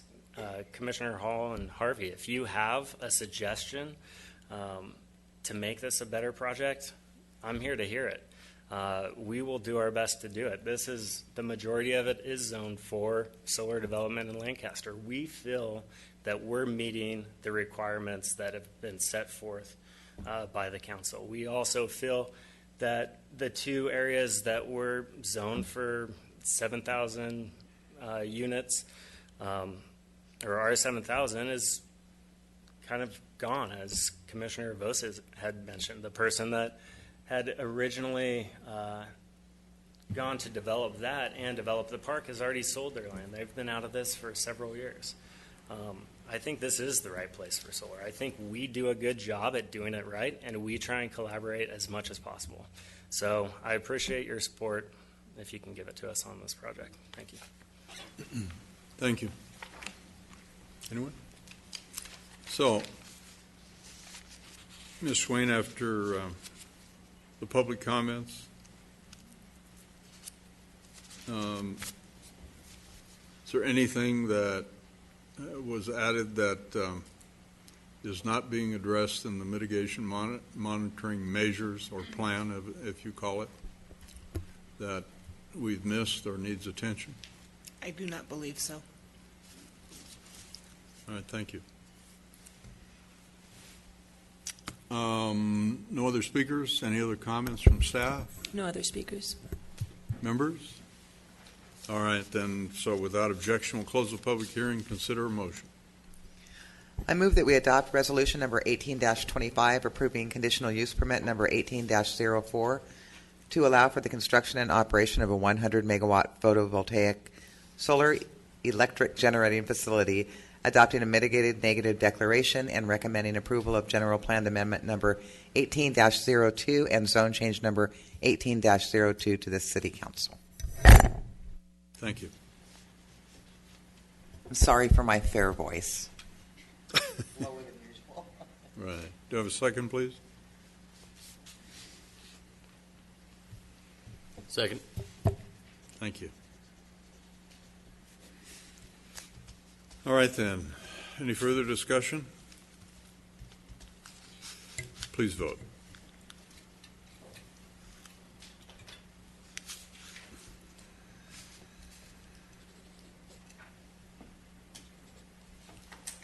Motion passes 3-2. Thank you.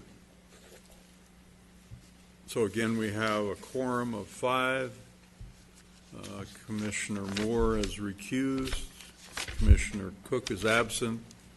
On a 3-2 vote is a project approval. All right.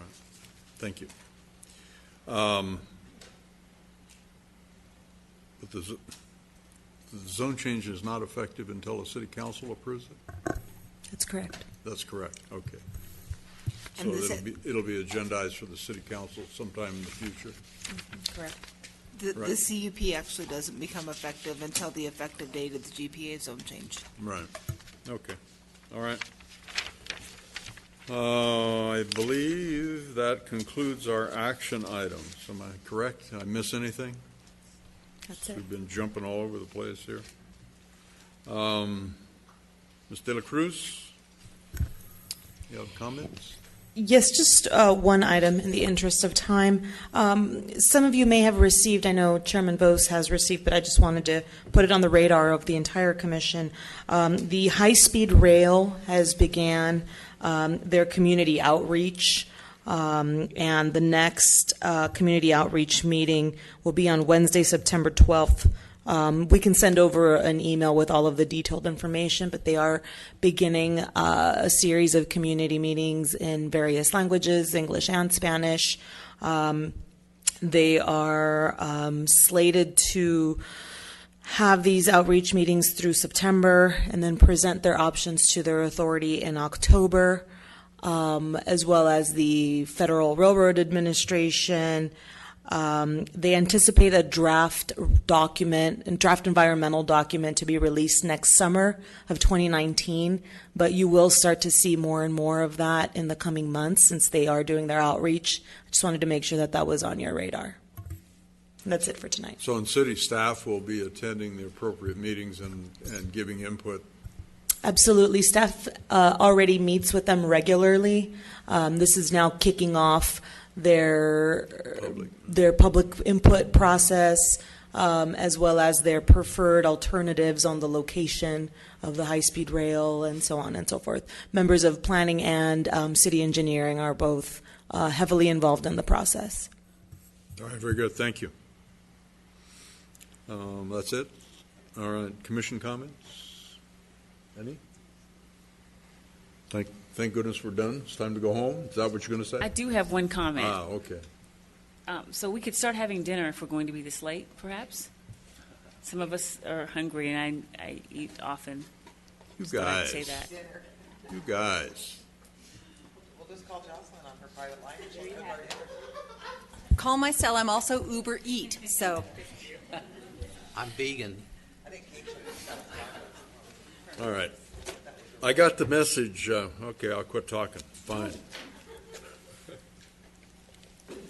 Public comments. Any speakers from the public care to address us tonight? There are none tonight. None. Last chance. Good. Thank you for all being here and offering what you did. So now we'll stand adjourned to our special meeting for agenda review Monday, September 11th at 4:30 p.m. here in these chambers. Thank you all. Correction, that's September 10th. Is it 10th? Yes. September 11th, City Council? City Council, exactly. Yeah, okay. September 10th, sorry.